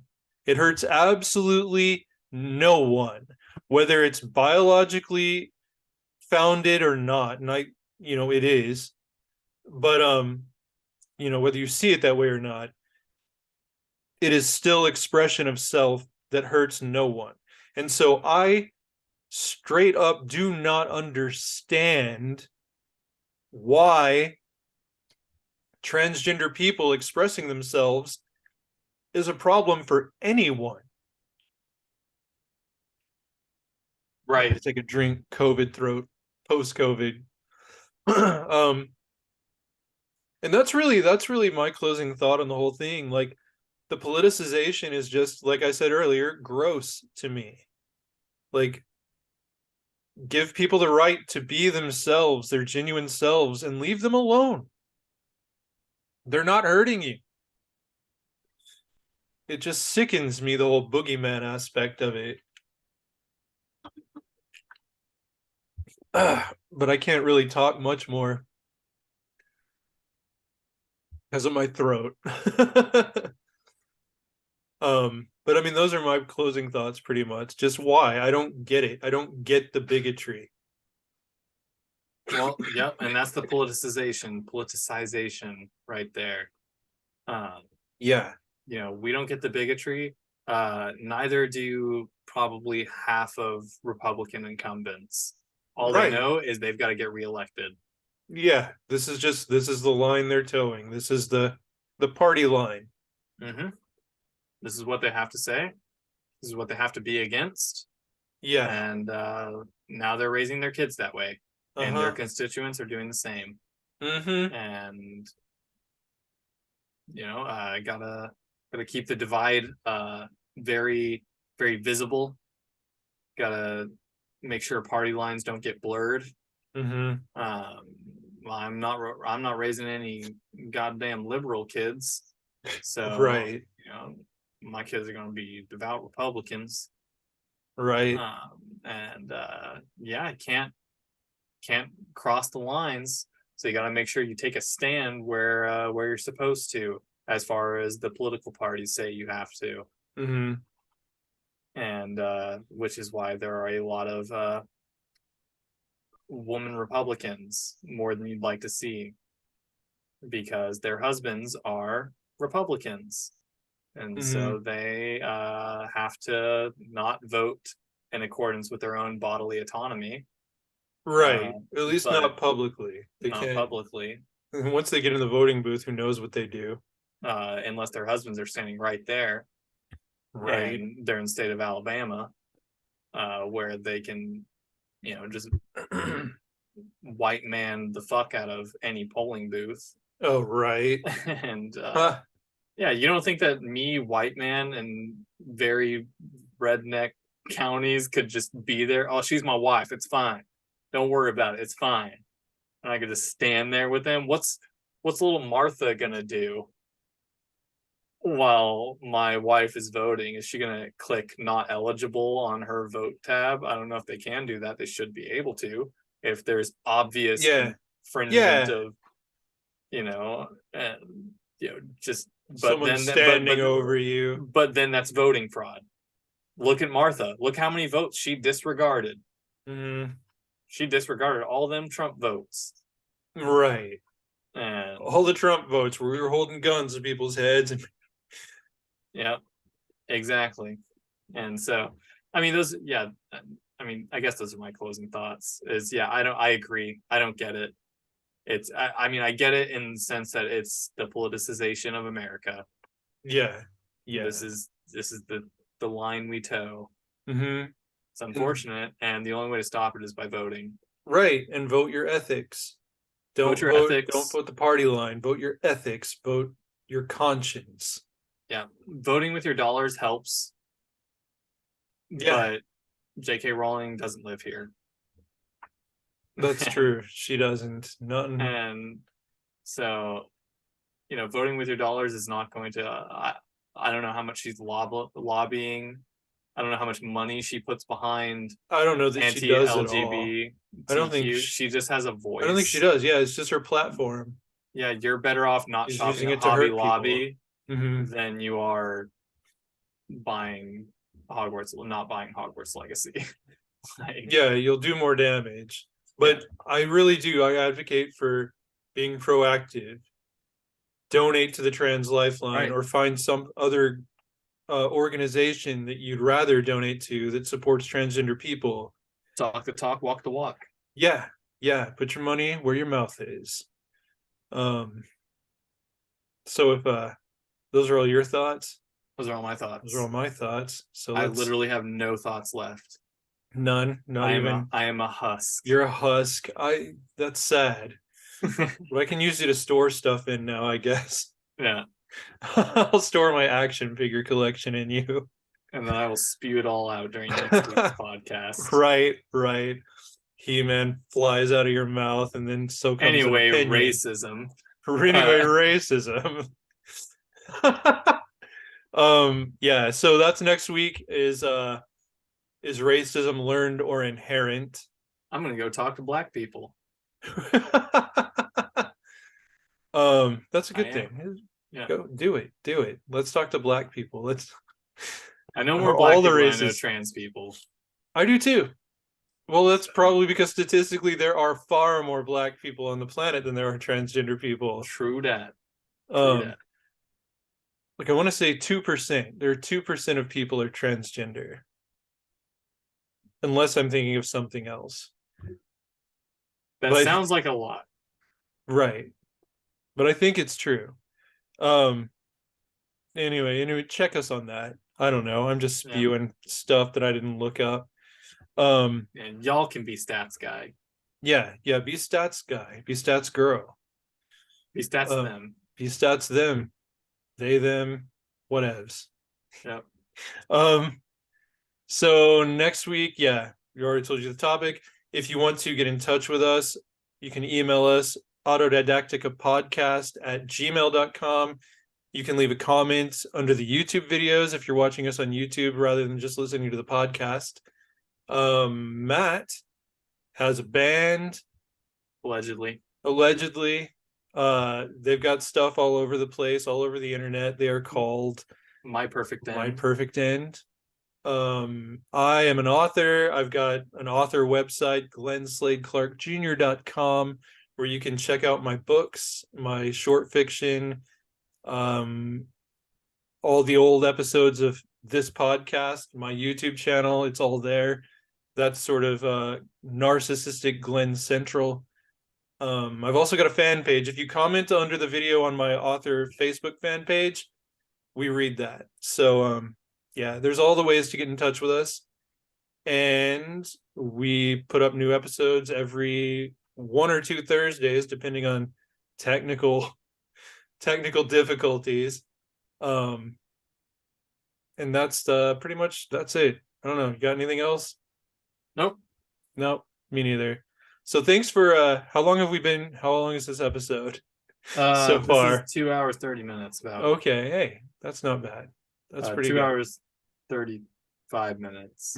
And I'll snip some of it. Yeah. Yeah. Okay. Well, that's us. That's Autodidactica for now. So until next time. See you next time. Take care.